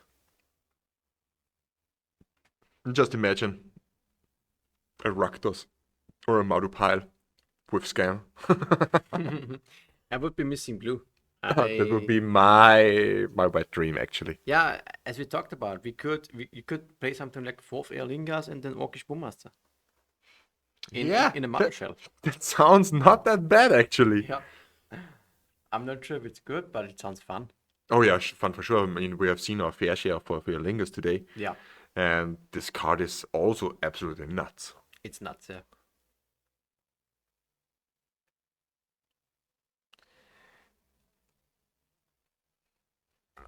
Is Timo looking for different cards in the deck? I'm Not not sure sure. what Timo does. I'm pretty sure he hasn't seaside boarded. Okay. Maybe it is something that is missing. I'm pretty sure he hasn't. He simply hasn't D-side boarded from the last game Could be also and the case. drew Yeah. his cards, and then there was like, yeah, well, fuck, I haven't D-side boarded, and now he gets a penalty, but it's not really a. I don't think that's a game loss or something. We'll see. We have our judge for that, thankfully. Yeah, we don't have to. Yeah, deal with that also. Deal This with that, yeah. Would be pretty. But we already concluded next time we need five people to do the whole thing, and not 4. It's 3. I mean, come on, you gotta start slowly and then adapt from there. Oh yeah, It's that's good. true. I think overall, so far it's going great. Kind of Yeah, I mean, besides the technical issues we had in the first round, and besides the long game now that we had in the quarterfinals, Yeah, everything went pretty smoothly. absolutely. I mean, something like these technical issues is kind of a given almost. You have to deal with that a Every lot of time in the main event, the side events are easily yeah. they run smoothly. Everything is fine. You go out and it's like, well, yeah, it's perfect. I mean, what can happen the next day? Yeah. And it's the next day you commentate your first round, and then suddenly, boom, no more pairings. No more, yeah. Pairings be gone. Okay, so it seems, the first turn is now finally Starting. done. Oh yeah, Thoughtseize, which is a good start for Timo. this really puts him into a good position right now. But he can't take the Urza Saga. Okay, it's pretty easy for me. You as a for me it would be the Illusionist. What would your pick be? If I have enough removal spells, I could see taking either the Fairy or the Orange Shot. But a safe pick is definitely the Illusionist. Because with Urza Saga getting Shuko, he already has kind of the combo in hand. Yeah, it's turn 1 Urza Saga. Into turn 3 Illusionist equip Shuko. Yeah, this would be the fastest way to do it. With chance protection. Yeah, this would be the fastest way to do it, of course. But here I also like not to go for the Urza Saga because now you want to go for a construct strategy. Yeah. And he goes down. Oh no, it's a Polluted Delta. These kinds of Taki fetches look so similar to the To the Water Grave, right? Water Grave, yeah. So therefore only play Old Borders. Come on. Oh yeah, old Pretty border easy. artists. Old Border it is. Unfortunately, they're so expensive. I really need to trade them up. The Old Border Polluted Deltas. Yeah, all Okay. the old border fetches. Okay. I mean, I would need old border Scalding Tarn, old border Yeah. Deltas, old border Flooded Strand. I Yeah. mean, I have 2 old border Flooded Strand now. That's at least something. You can something. slowly hit something. Yeah. Slowly go there. Over time. Brainstorm for Timo and a Grief. Pitch Fortsies, okay. This would be. I'm feeling. I'm smelling a reanimate also. Yeah, for sure. It's like, oh well, I take your Teferi. Teferi would be good, I think.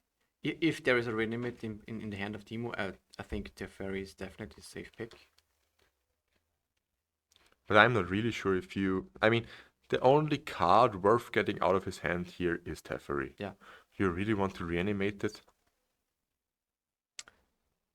What? The grief. If I would have it, I would reanimate it right now, yeah. Just because you also want to have the threat on the board.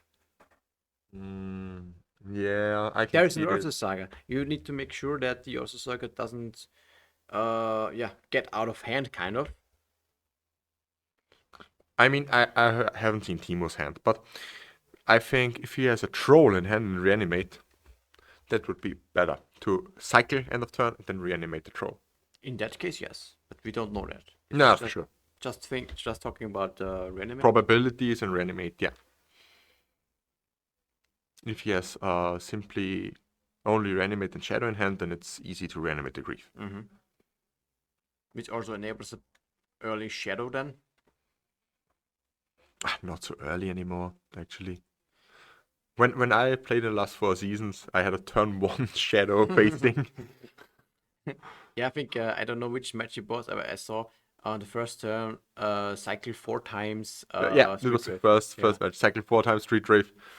Shadow. And then shadow. Yeah. That's the grief being reanimated. And what does he take now? And another land. Yeah, it's Here's just the chant. seems the Dread Return is not a really good card to have in your hand. And the shadow. Yeah. Oh yeah, that's now a really, really good thing for Timo here. Because Siegfried doesn't really have much going on. He will play a land, he will make a construct, and that's basically everything that he can do. If he draws naturally a Cephalid Illusionist never on top, I mean, it's hard for Timo. If he doesn't have a removal spell, Brainstorm is good. Brainstorm is really strong here. I like this. Then you just want to have an illusionist, I think. Get rid of the Dread Return for sure. Get rid of the lands. Yeah, the excess lands that you don't need. And seems he can keep a ponder, so he can even continue to dig for another illusionist. And with that, he can even set it up so that it is nicely on top of the library and dodge another discard spell. Dodge is another discard spell, yeah. And therefore, he only needs to, if Timo has a removal spell, of course, it's anyways not going to work, this plan, but it's the best shot he has, I think. Yeah, for sure. So we will see now a ponder from Siegfried. Looking for an illusionist, most likely. And if he finds it, he puts it second on the top. I would at least do that, yeah. Because you can't play it this turn anyway. No, yeah. And next turn you draw it. Yeah, what's the Saga attack? You get Chuko, you play it, and you just win from there on. Hoping that your opponent doesn't have interaction. Yeah. Timo, I don't know, maybe he has only one card in hand. Yeah, only one card. Where's the card on top? And Shuffle. He really searches for the illusionist here. Yeah. Hopefully, he hopes to draw it blindly.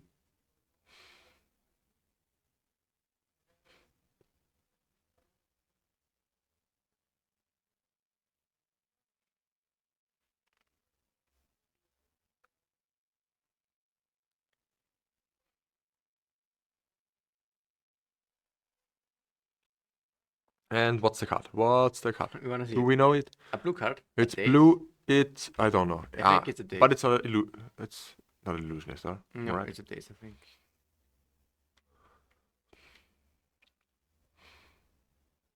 Yeah. Would be interesting what Timo can do here.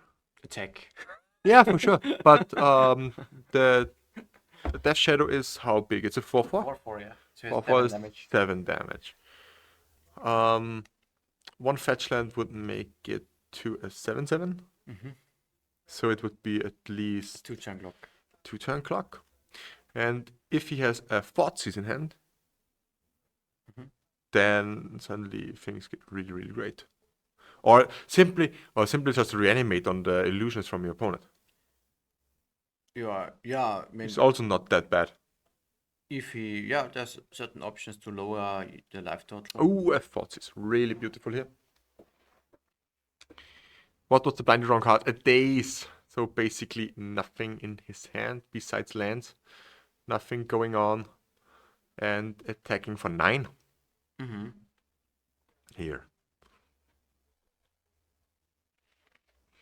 So what's the last card in Timo's hand? Is there a way to make it this a 2 turn clock? Yeah, trigger from Saga. Making a construct, searching Shuko. No, he makes a mana. Mana, okay. Why would you do mana in this situation? Yeah, I don't think you. It depends on what the card is that he has drawn, secret. But it seems that it is a spell that he wants to cast. Maybe it's an illusionist. If there's an illusionist now, that's insane. A white bordered Shuko. Yeah, I think that's some kind of special. Oh, he found Oh, it. Yeah, just play to your outs. Is there a removal spell? That's the question. Or is Timo just sad? well, at least it's fast. Am I right? This is skill. This is skill what we just saw here. Yeah, staring down, lethal. Could be. Yeah, I don't think there is a removal spell. No, or else you would already Yeah, had it. Yeah. I mean, yeah, I think so. Yeah, It simply doesn't make sense. to let it mill out. Yeah, you can even cast or flashback one of these therapies. Maybe we'll then see the last card in his hand. Yeah. I guess Timo will scoop in response to that. Yeah, probably. But I don't think Timo has done anything wrong. Timo? Actually, it was just an immersion at the top of Secret exactly. Stack. That's a thing for this kind of combo decks.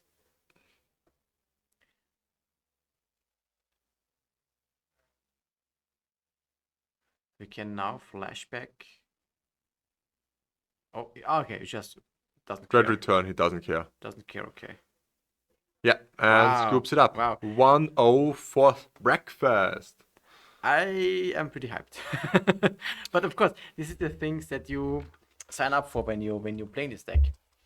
Yeah, just out of the blue combo kill. Exactly. So I want to know now the printing of the Shuko. Because I love myself some white border cards. There's not. Wait. Yeah, this is just the only No, one. no. I don't think so. Let's take a look on card market. There's only one version. Yeah. What the fuck? Does he really is insane and White border. white borders his Shuko? Yeah, why not? You have also done something like this. One of us. One of us. One of us. Oh my god! I need to switch the streaming partners here. Where am I? I mean, Peter has bordered as white bordered Oh, his yeah, it's whole Peter. burn deck. It's So the same. Oh god. white bordering is actually kind of great for every. I mean, if you have a plan, it's like I have white bordered all the cards that are doing something from the graveyard or in the graveyard in dredge. Yeah, it's visible, but yeah, I still wouldn't do it personally. I mean, it's not. It's public information, therefore it isn't. It's confirmed with the rules, Yeah. but it just helps you tremendously, actually. So you don't forget Icrit triggers. You don't forget. How they call? I haven't played Dredge in so long. Yeah. how's it called?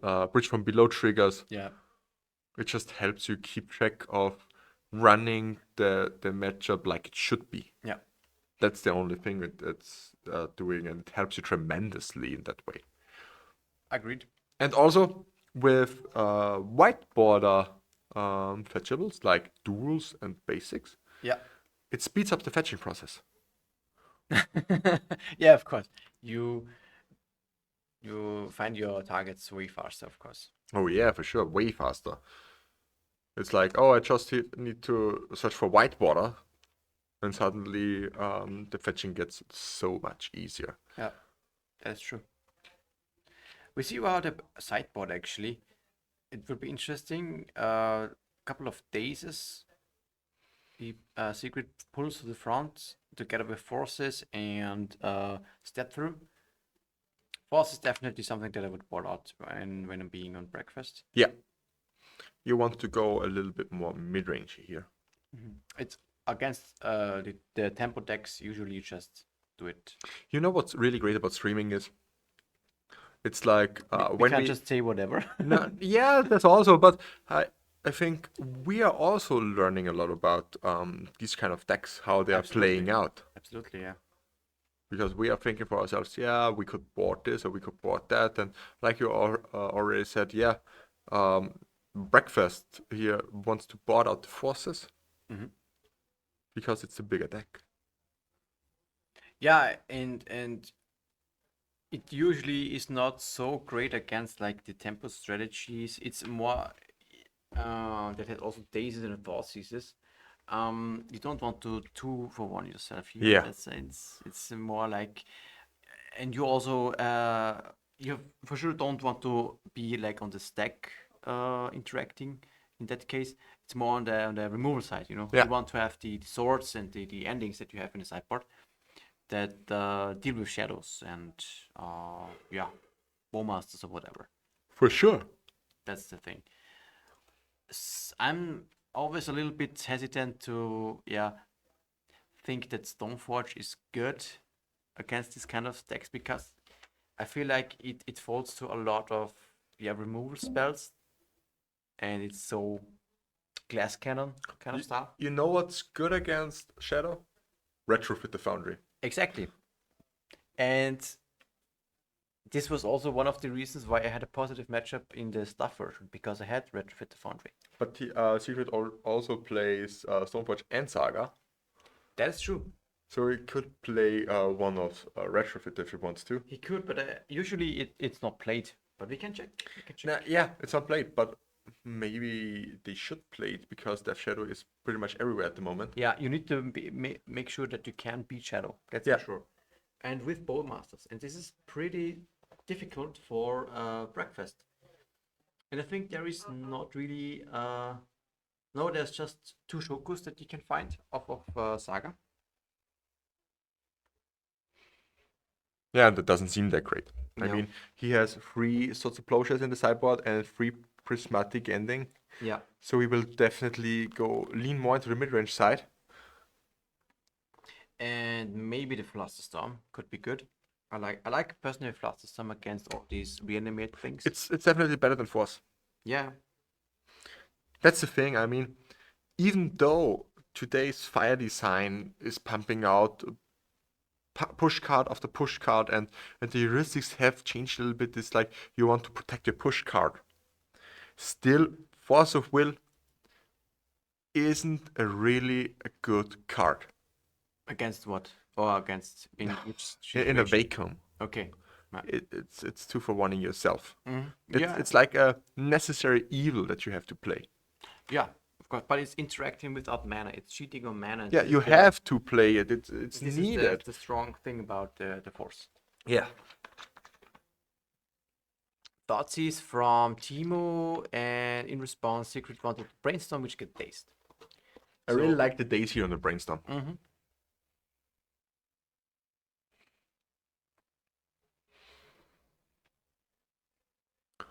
So I'm pretty sure the most easiest way here would be to take the illusionist.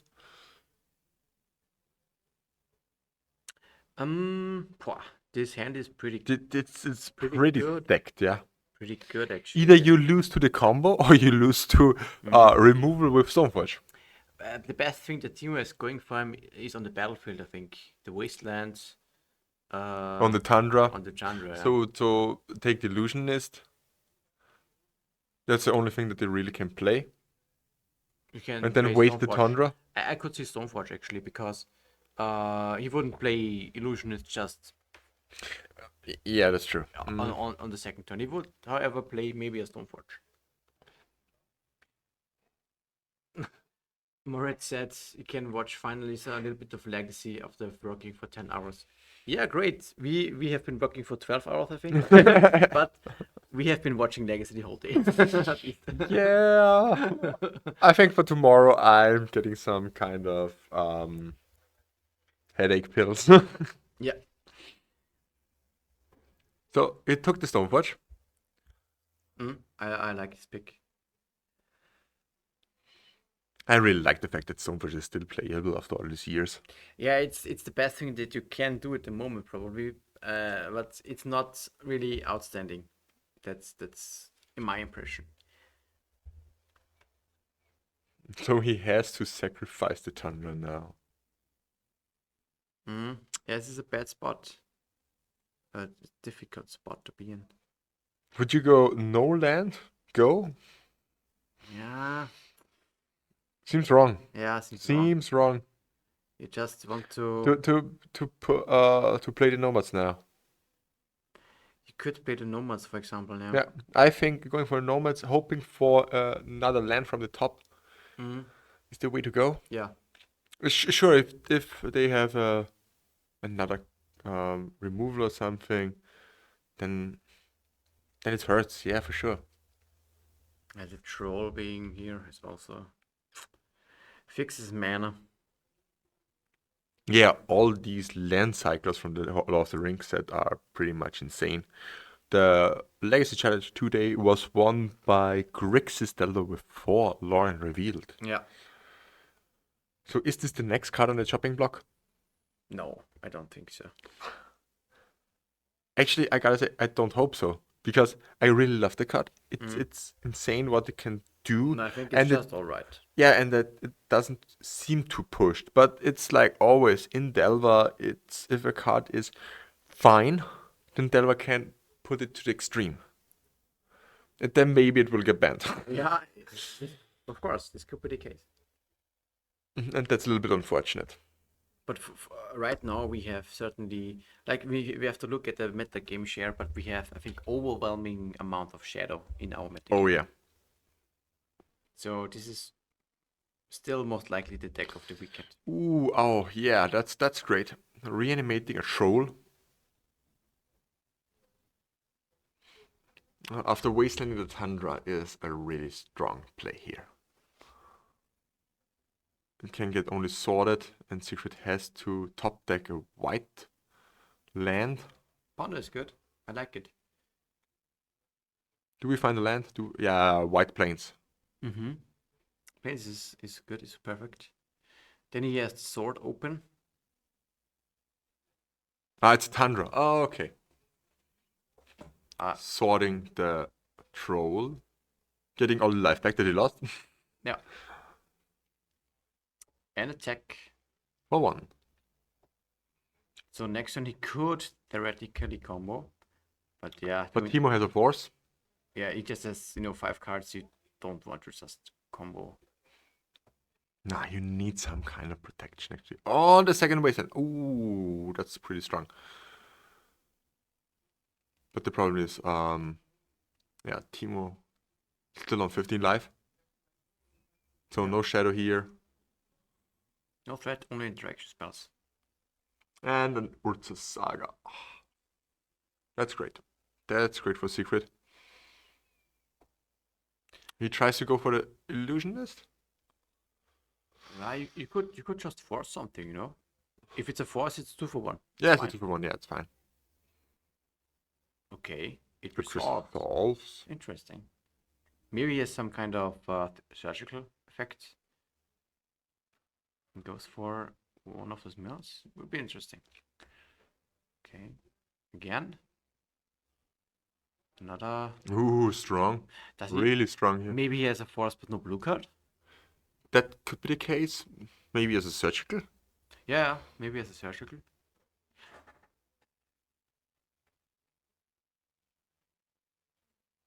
As a surgical. A removal spell is definitely not what he can, No. can have, because he would have already cast it. He's just now searching for the. How's it called? The cable therapy. Carbon therapy, yeah. And which gets now flashbacked, and I think he has the name surgical. Pretty sure. Yeah, because Force is already gone. And it's over. It's over. Breakfast is in the finals. Congratulations, nice. Siegfried. I love it. I love it. I gotta say, I'm happy And about it. this was 2 fast matches. Perfect. Perfect, too much fast matches. So breakfast, an old-fashioned breakfast. No new cards actually from Lord of the Rings inside the deck list. Wow, really? Not even Bowmaster? or No. something? Bowmasters is not so good again in breakfast. Okay, wow. No, not at all. It's just a standard breakfast with a couple of daisies again and Stoneforge Mystic. Oh, wow, seems great. I'm now very interested in what our players will do. If they want to split. They can, of course, but they need to battle it out because of the. Yeah. I mean, they can do whatever, but we will check what the players want to do for the finals, and maybe we can see another finals. We will check that out and then let you know in a couple of minutes. And then we can have probably one announcement for the Elm slot that is awarded to one of our participants. So see you in a couple of minutes. Stay tuned. Hello everyone and welcome to the Austrian Legacy Masters final hype. Woo! Finally we are at our last match for today. Exactly. It will be actually Siegfried Schwierig, as we saw with Cephalid Breakfast against Lorenzo Tassone on Blue-Black Scam. So this is Italy versus Germany this time? Yeah. So unfortunately our last Austrian player lost in the last semi-final, last match that we've seen. Yeah. Oh yeah, and we have Cephalid Breakfast starting here. The player already decided who gets the European Legacy Masters qualifier. Okay. And can we announce it? Yeah, we can announce it. Also, the Austrian Legacy Masters European Legacy qualifier slot goes to Lorenzo Tassone. Lorenzo, congratulations. Because Siegfried isn't able to go because he has an internship in September. Okay, nice. So I would suggest we just go to the players because they have already started. They got no time to lose. Yeah. And Siegfried has started the game, actually. Mm-hmm. So it's about winning the prizes now. You can see it in the top. It's a 7.5 graded Underground Sea for first place and a Tundra for second place. Exactly. So pretty high and nice prizes that we have for this event, which we definitely wanted to have. It is the Austrian Legacy Masters. It's 2K. We want to make sure that players can really win some nice prizes when they're here. Yeah, because we don't take anything from the prize pool for us. We put everything into the prize pool for the players. Everything for the community. Exactly. Yeah. We really wanted to deliver a great experience for the players. We wanted to deliver good prizes for them. And I think they showed up. We paid our price. They paid themselves with an entry. They had a great tournament. I hope. I definitely had for today. And yeah, we see Lorenzo scamming now the little Cephalids here. And besides calling it scamming, if you remember correctly, Lorenzo scammed his way. Not scammed his way, but he... Because the deck is scam, yeah. He basically stole another slot last year, if you remember correctly. And he's now stealing our Austrian slot this year. So he's kind of, a world wanderer, if you want to call it. Last year he stole a slot in London. Mm-hmm. I'm pretty sure, yeah. And this time in Austria. So I think it's time we have to invade Italy.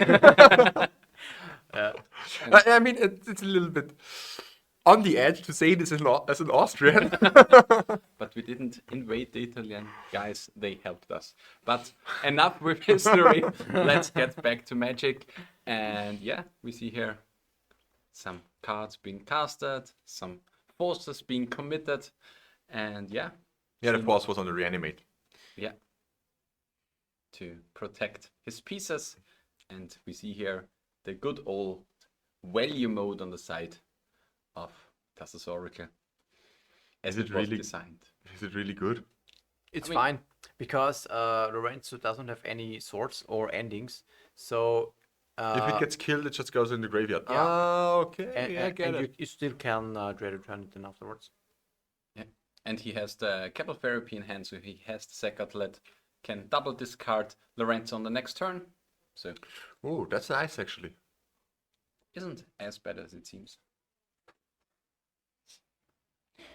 We will put the Austrian Legacy Masters results onto MTG Top 8 after the weekend, so you can find all of the top 8 deck lists there. Exactly. Here we see good old pondering. And yeah, this tournament is proxy legal. We have our own Austrian Legacy League proxies, our own proxy policy. It's on our website. It's Austrian-legacy.com. and there you see the yeah, basically which cards are legal to proxy. We proxied every single reserve slot card for Over Legacy. 50 euros. Over 50 euros exactly. So yeah, dual lands, no more. You don't have to pay for them. It's basically a cheaper entry nowadays than modern, as we want to call it. Yeah. Because Yeah. like modern pieces are expensive. And people really like it. They have been loving it so far. Not only our community, but also the people that are visiting Linz for the special event. And this is very great. We have been, having a lot of success with these proxies. Yeah, actually, proxying the allowing proxies was the single biggest thing we could have done to improve our community. Yeah. And I can't say this enough. If your LGS or if your tournament isn't allowing proxies, maybe talk to your players, maybe talk to your LGS, maybe find a way to allow proxies to play Legacy. The format will thrive. The format is great. Yeah. It was always great. The only thing holding it back is reserved list, The entry level, yeah. the entry level. And if we stop gatekeeping, we can make the best possible Magic experience in the world. And a small fun fact, I think we have about the 80 to 90% conversion rate from players starting off with proxies and now having fully legal decks for Legacy now. Yeah. It's always the same. They start out with proxies and this deck is so expensive and yeah, I just try it for some time and then they are so hooked and half a year later everyone has the whole deck. Yeah. It's a gateway drug. You simply can't do it differently. Yeah.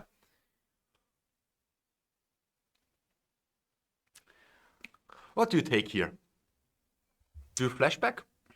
Yeah, I think it was flashbacked. No, No, was no, not. it was hardcast. Sorry, yeah. Oh, but do you flashback here? I think you have to take the Sounds Ransom if you want to get in for a little bit of a later game. Yeah. Because like the troll doesn't really do anything here. Yeah, he already used 2 reanimates. Yeah.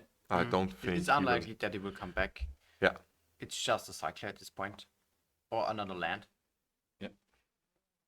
You are far away from hardcasting it as it's 6 CMC, but yeah, the Fatal Push basically prevents the next combo try on Yeah. the side of Siegfried, but yeah, it's still a 6-turn clock. Yeah, that is for sure. Lorenzo still has this grief on the battlefield, so he has a threat and a removal spell, and Siegfried only has 1 combo piece at the moment. Yeah, he has to get rid of the fatal push Yeah, and has to draw a illusionist. But I would like to see something like a Saga here. A Saga would be great. Yeah. It would put. I mean, you have a Wasteland on Lorenzo's side. Ah, yeah. He's of course. pretty safe, actually. Yeah, that's true. Even safe from the Saga. I don't know if I would have played here the land. Why? I mean, This represents Hardcast Force also. yeah, that's true. I totally forget about hardcasting force all the time. And next turn it's hardcasting troll. And yeah, Ooh, putting up Sauron's ransom. Going for value. Oh, that's really He good. can even cast it then after the brainstorm at the end step. Wow. Okay, this seems like a Yeah. really great turn here Yeah. for Lorenzo. That's strong. And the thing is, now he puts 2 cards back, and he knows 2 cards that can come into the piles of Yeah. Sauron's Ransom. And this is the interaction that is really good. And with that information, he can make the best decision ever for his for which pile he would take. yeah, it seems such a strong turn on the side of Lorenzo. He has like now I mean- all the value open. Yeah, I mean, Secret has to. Yeah, it has to do it like that. The two cards that That they already Lorenzo know. knows, Yeah. And Oh, unfortunately, we haven't seen them. Fuck. But it's one of them is a wasteland, which means for sure next turn is a double wasteland. also the grief will be a ring bearer. Yeah. Wasteland and another wasteland. I mean, Yeah, it's just double so- wasteland. This is pretty much over. Yeah. This game. Shutting off the black and the white mana here. What does the ring bearer do? Does anybody really know? The ring bearer on the first step basically makes it legendary and says it can't be blocked by creatures with less power than it, which is huge for grief actually. The second step makes it like a looter for attack, and I have no idea about third. and fourth step. Okay, it's basically all upside. Yeah, So- but it's not that heavy like the Undercity or something like that. Yeah, Undercity is just insane. Ooh, and the third reanimate. Wow. For another grief, Now for Bowmasters. Bowmasters. I think this game is over. Yeah. 2 wastelands into Bowmaster is too much. Narcomoeba. Okay, for a second I thought illusionist. Yeah, that would be good.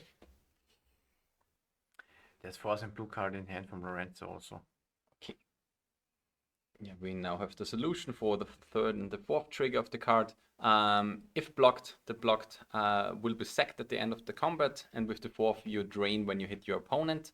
The third one isn't that great, but That- it can't be blocked by power. By smaller By creatures. smaller creatures, and then if it's blocked, The second one is the really the good second one is really great, and the fourth one is also really great.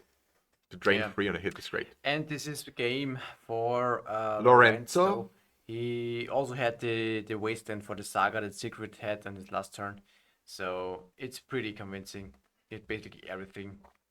So Lorenzo is up 1 game in these finals. Yeah, maybe he takes home the Underground Sea also.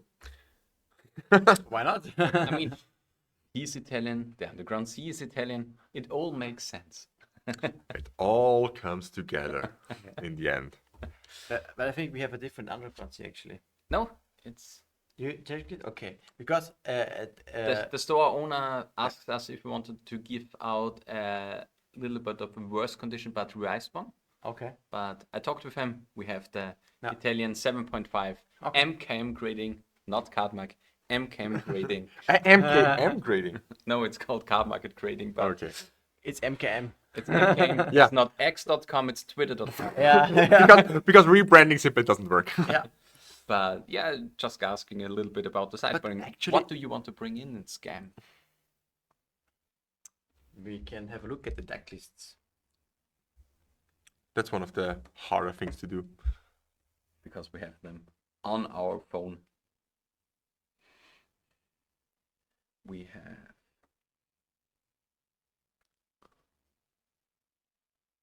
Lorenzo. He has in the sideboard a Hydroblast. Doesn't seem great. A Red Elemental Blast. Blast. Blast. A Turak. I would bring in a Turk. The question is powder keg. Seems also Yeah, why not bad. why A not? Plague Engineer shuts off the combo. Yeah, Plague Engine is good. Plague Engine is definitely good. Then he has 3 surgical, 2 shield dreads edict, a minor misstep. Minor misstep actually seems good, Yeah. Yeah. and 2 force of negation, which doesn't seem great.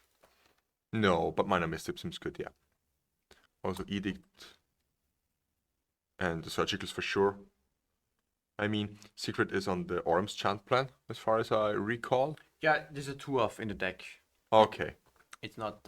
He has mostly 3 daces and 2 orange chant as protection spells. In addition to I think 2 or 3 Teferis. The question now, we have a Cephalid professional player here in the form of Daniel. Do you board into control here on the side of Cephalid? Yeah, in the past I would do so because I had like. He has 3 swords and 3 ending in the board. Yeah, you definitely bring all those in. That's for sure. I'm not too sure. I cannot think of how good Stoneforge Mystic is in this kind of matchup. If I would be on staff, I would be very high on staff and also Foundry, like in the past at least. However, Bowmaster is now a card, so staff is also not really good at the moment. And Secret just opted for that reason to go for the Stoneforge. Yeah. I guess you have to keep it just because it's another threat, but it's just so unreliable. Yeah, the thing is, when I started off with Breakfast, I toyed a little bit around with it and I thought about the lists after Bowmaster was printed and got legal in the format.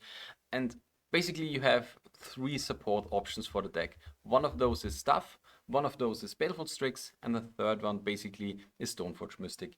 And basically Stoneforge Mystic is the only one that isn't impacted by the Bowmaster. Yeah. So I really thought like, when you want to play Breakfast, I think for me, for my heuristics, it was like Stoneforge Mystic seems like the better support option as it gets you another combo piece. It's a card advantage engine in the mid game and can be a huge threat on its own with Culture Complete. Yeah. And especially since Blue-Black Scam doesn't have any way to kill a Caldra, I think going a little bit lower on the combo side and playing like, Stoneforge Mystic, playing like a Stoneblade deck, seems like a good version. Yeah, I like it also. You have to just go high on the removals. Go a little bit down in the combo. You can shave it a little bit and go for a fair plan. Yeah, I would basically shave a little bit on the how is it called? The white 1-drop. Just because the Nomad dies to every removal, the damage sharing for another creature doesn't make any sense because Blue-Black only has kill spells. And yeah, play like good old Esper Stoneforge. Yeah. Do we have a keep here? Seems Yeah. like it, yeah. And a Ponder. And a really good start on the side of Secret here, already beating his opponent down to 10 life. With a Ponder! We have to reach points here. Very, very great commentary, Peter. Thank you very much. You're welcome. I have all the insights you need. For Lorenzo in the chat, it is actually the standard Stoneforge Mystic 60 card version that we have here in the finals of our Austrian Legacy Masters. The Cephalid Breakfast. And yeah, I mean, what basically is the difference now in Blue-Black Scam besides the Death Shadow list? It doesn't have shadow. I mean, Does have for Shadow, it plays Underground Sea, 4 Underground Sea and 1 Watery Grave. And it has Sauron's Ransom as grindy Yeah. card. And So what it's more do you mid-range. use instead of the instead of the Shadow? Yeah, more Sauron's Ransom. Okay. You go a little bit bigger. You go a little bit bigger, yeah. Yeah. It's definitely, you are more mid-range style. Exactly, yeah. And it's like, I think you have 4 Bowmaster, 4 Troll, or 4 Grief, 3 Troll. Yeah, something like I think 2 Murktide, if I'm not mistaken. this. Yeah, something like this. So it's basically like a little bit threat denser, and it seems like very, very into reanimate. Does it basically play like a Blue-Black reanimate shell? Yeah, it's like a blue-black reanimator. Yeah. So for this version, if you have Leyline, you should definitely board it in because so much stuff goes through the graveyard. Yeah, Am that's I true. right? It's Well, it's just reanimator. This is not a reanimator. I don't. Yeah. I know it's not reanimated, but like all the early pressure goes off through the graveyard because you don't really have a turn 2 shadow that you can drop in. yeah, and the Murktide Regent also. I mean, Leyline is certainly a good card here. I mean, there are 2 Brazen Borrow in the main deck as an out to it. Yeah. But you get a lot slower. yeah. So I think it makes sense here. I mean, there is no Leyland in the Cephalid version, but just for our viewers to know a little bit of the difference besides what is a blue-black scam deck, what is blue-black shadow, because they are not the same as we. Yeah, that's already true. seen. That's definitely true. I wouldn't ever board Leyline against Shadow, but I could definitely see myself playing Leyline against Scam. Yeah. Let's see how Stoneforge is now faring against the Shadow, the Scam deck. We see a Cauldron complete. Most likely it will be killed. Yeah, for the first time on stream now. Yeah, for the first time on stream. I mean, in Fury, he can have a Flusterstorm up. Yeah, and push. Easy. Okay. Yeah, Then- that's the thing. This is one of the reasons why I just don't like Stoneforge. You search, you spend your mana, you get a removal spell out of the hand of the opponent, okay. But I just don't want to have a stuck color in hand. Yeah, because it's 7 mana. That's why I always like to pair Stoneforge with at least one Batterskull. Because Batterskull, even if it's not that good anymore, it's still only 5 mana to deploy, and 5 mana is infinitely easier than 7 mana.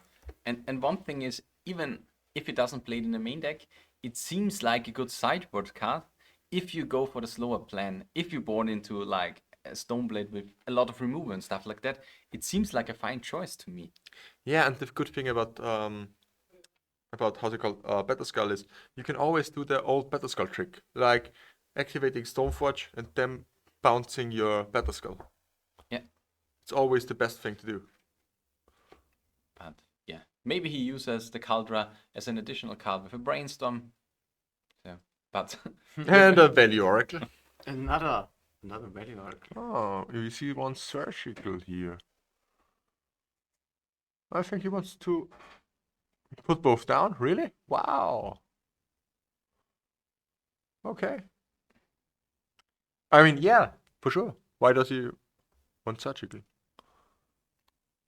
Yeah, surgically, I'm not sure if I would want surgically against Scam. No, not really. Leyland, yeah, but not surgical. I mean, here we already. I think it's okay to board in because like a lot of the stuff goes through the graveyard. Yeah, but it's just not. But it's only reanimate. But reanimate is such a great tool for him. Yeah, the problem here is if they go grief, take your surgical, reanimate grief. Surgical didn't do anything. Exactly. Yeah, but the Leyline would have done something. Yeah, that's true. Or even a Soul Guide Lantern or something like that would be not great, but it's a card. Then you have to play Soulguard Lantern in your breakfast list as a 2 target for No. the saga. Normally you just play Shukos and Piffy maybe Needle. Oh, there we Piffy have Needle a sideboard, yeah. There we have a kicked Turok. That's kind of great. I mean, Secret has the saga going, so there's that. But the kicked Turok is simply good here. Yeah, the thing is, he only will get out 1 token because of the wasteland on opposing field. 6, roll again, 5, and then 1. Okay. And we discard Caldra and Raritan. Okay, perfect. I'm fine with that. I mean, Caldra is a good tool that you now lose for the rest of the game, but Dread Return is where it belongs. Yeah, in the graveyard. But today we have seen already Hardcast Dread Return Okay. on Orcish Bowmasters and then Snapcaster Flashback Dread Return on Orcish Bowmaster for the win. Yeah. Seems great. So Shuko on the Fastest Oracle. It's now Unfortunately, at 2-3. 2-3. Okay. Unfortunately, too small to trade with the Turok as it's a 4-3. And yeah, maybe we even see a Fortis on the next turn Yeah. on the side of Lorenzo. And certainly a construct token. I mean, it would be wrong not to do it. Absolutely. Getting another Shuku probably. Unless there is no second Shuku in the deck anymore. Yeah, there comes the construct token. It's just a 2/2. He can equip Shuku and the next turn and trade with the Turok. Oh, okay, wow. Potentially. Yeah, it would have been actually a play that he could have done last turn if he had a main phase construct to just re-equip it, just to that he can't be attacked here. Yeah.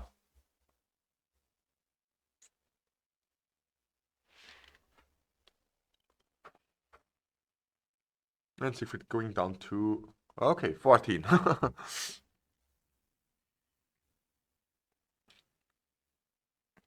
Lorenzo, Soren's Ransom in hand. A Force of Will. Second Force, 2 fetch lands. Drawing another Force. I'm just passing the turn.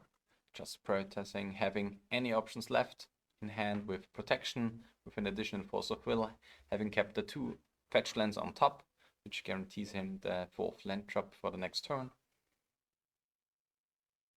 Yeah, and re-equipping, so you can trade with the Turok. And here, the flavor text of Soren's Ransom may come up, because now the Turok can't be blocked, because the power is Oh wow, the lower ring, on the yeah. side of the construct token. Could be a relevant thing. That could be really relevant to play Soren's Ransom here. Make it a ring bearer. And get in for 4, am I right? Yeah. Yeah, it's a 4/3. Putting secret down to 10. Yeah.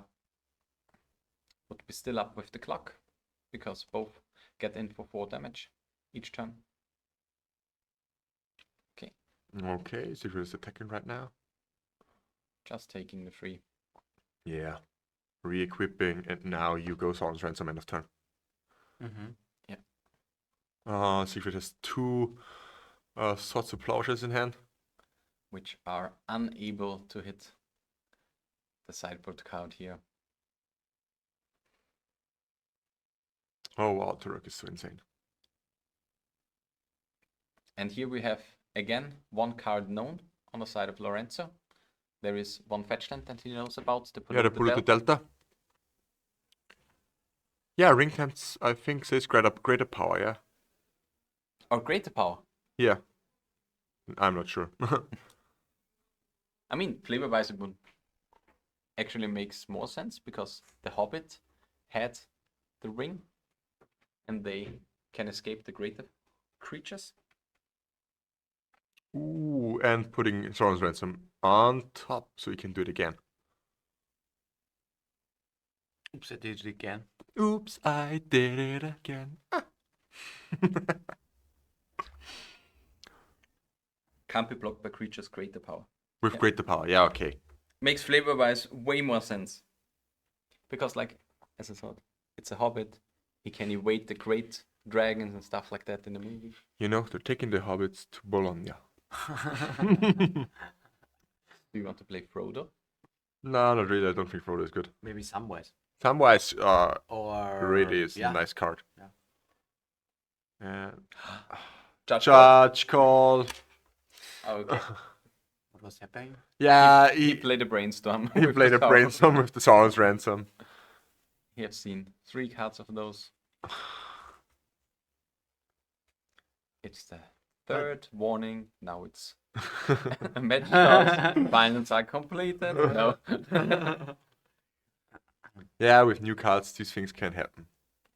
But that's why we have a judge. Yes.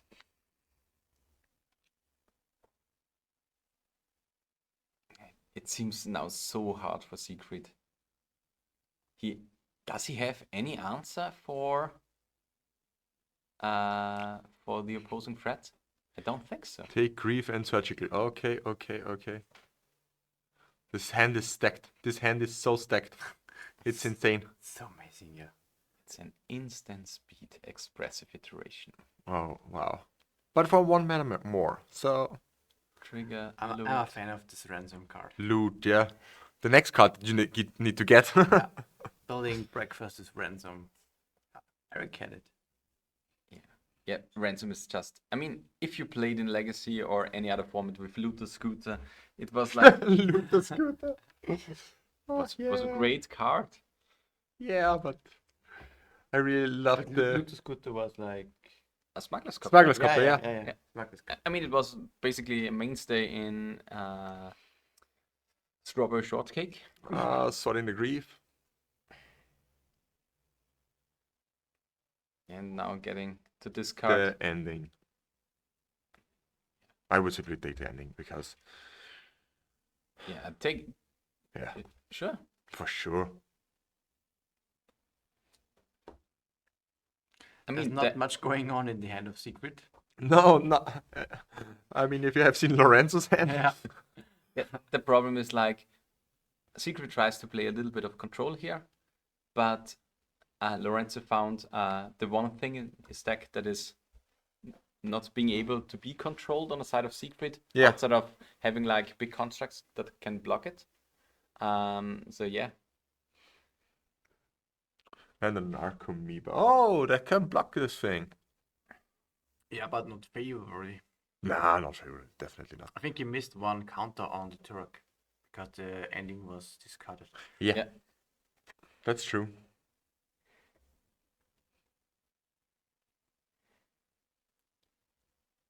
I think we're pretty much in the last turns of this tournament. And now it's the Looter Scooter version. Yeah. I think this it's now a Bowmaster in hand. I think this game is pretty much over. you can shut off the Narcomoeb. And another Wasteland. It's like, yeah, well, you want to. I wouldn't deploy here the Bowmaster. Yeah. I would want to wait until at least he re-equips the Shuko to kill the Narcomoeb or something. Or just shoot him in the face. Mm-hmm. Something like that works pretty good. Yeah. And if he plays a Ponder or a Brainstorm, then it's way better. And with an fetch land here, a brainstorm can happen anytime. Yeah, for sure, that's true. Because it seems like the one thing that Secret can do to maybe find something that can do something for him. But yeah, do we see here? Brazen Borrow on the token? No, wouldn't make sense. I mean, One. Okay. Like, you simply can good. do it end of turn also, Yeah, it would or during the attack phase. It's just yeah, really doesn't do a lot. I mean, it does a lot, but the point is you don't have to do it right now. yeah, you don't have to do it right now. Yeah, you bounce the construct. Exactly. Now you do it. You bounce the construct, and then you bring in the Bowmaster. Bowmaster. You kill the Narcomoeba, You even can kill off the Tassos Oracle. and there's the Brainstorm. Yeah. Okay. Now And the Bowmaster. In response, Sword. Sword Force, and that's game. Match. That's match. match game. It Everything comes in into between. play. It gets an Orc army. You shoot off the Thassa, the Narcomoeb. I shoot him in the face. Actually, I would just shoot him in the face. Burn mode. Burn mode activated. Big stack. You can still block with the 4/4. I mean, I mean, sure, yeah. with the 4/4 Orc army, you block the Thassa. You shoot one on the Narcomoeba. You have the board clear. I mean, one of the triggers is announced of the Bowmaster.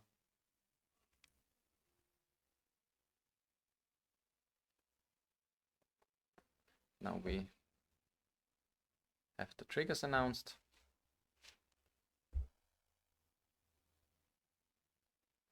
On an adventure.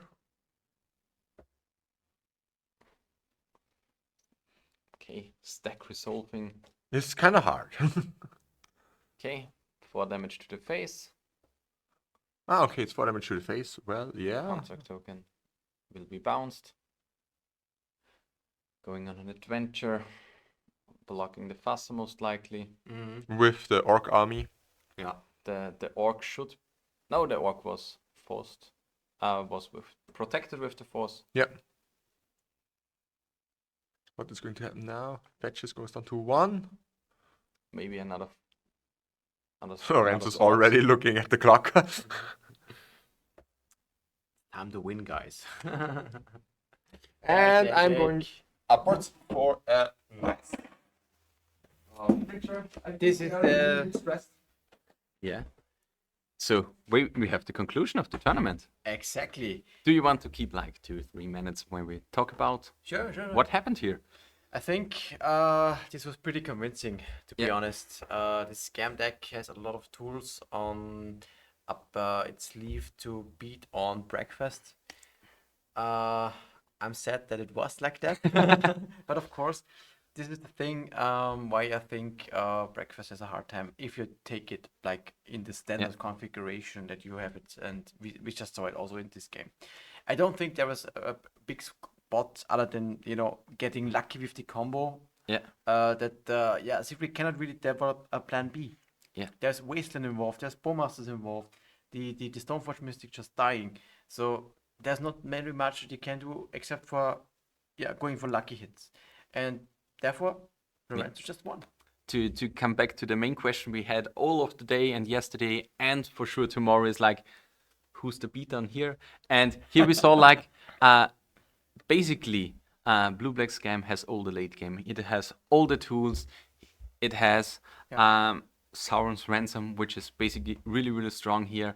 You have a lot of removal. You have the early interaction here. So the one thing, in my opinion, that Cephalid Breakfast could have done here is like forcing the early combo. So maybe it would have even made sense to not board in any of the removal spells, just because you don't have any game in the late game. Yeah. So We just want to go full on combo, yeah. you have to basically go for a protected combo on turn 3, turn 4, and hope that it's enough. Because like, it's hard. I mean, it's kind of magical Christmas and for Cephalid Breakfast to get in there, especially since I think Lorenzo kept a 7-card hand this game.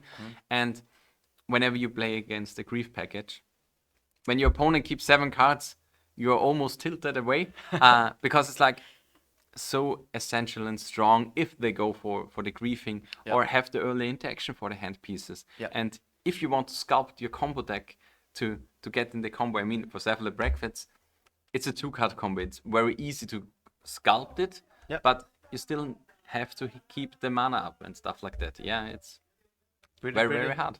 Absolutely, yeah. It seems that the guys are already also coming with Red. We kind of hear them in the background. I'm pretty sure we can grab Lorenzo for a little bit of an interview on his win for the Austrian Legacy Masters. He's qualified now for the European Legacy Masters. Yeah. That will happen in Bologna in September. Honorary Austrian, and even though he may say he's an Italian and he will play for Italy, he plays for Austria. It's an Austrian slot, and we will tell it to him. Absolutely, yeah. So I think we have like Lorenzo instructed, and he will be here in a few minutes. Exactly. So we take a short break for a couple, 1 or 2 minutes, and we'll be back with Lorenzo and talk about the whole day and the match. Yeah.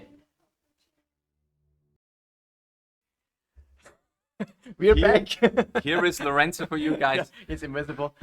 No, unfortunately, as it turns out, the Italian guys, they had to grab the train so fast they just ran off after the match. So there was no chance to get Lorenzo for an interview. The problem is the Italian guys or the group with Lorenzo is staying in Vienna because like Austria is so small, you can stay everywhere. Yeah. But Vienna is like 1.5 hours by train away.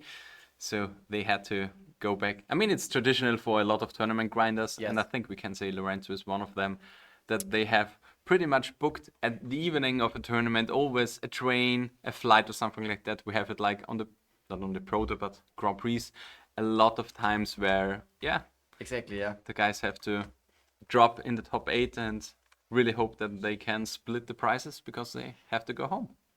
Exactly. But we are pretty happy for him. is definitely one strong player. The deck is pretty strong. This you should not underestimate it. And yeah, it's pretty nice tournament, I think, and we can conclude it from here. What we can say is that tomorrow will also be one legacy event. We still have one tournament to go. It will be the Legacy Classic event. So it will start today, as also in 11 a.m. in the morning, basically. CST.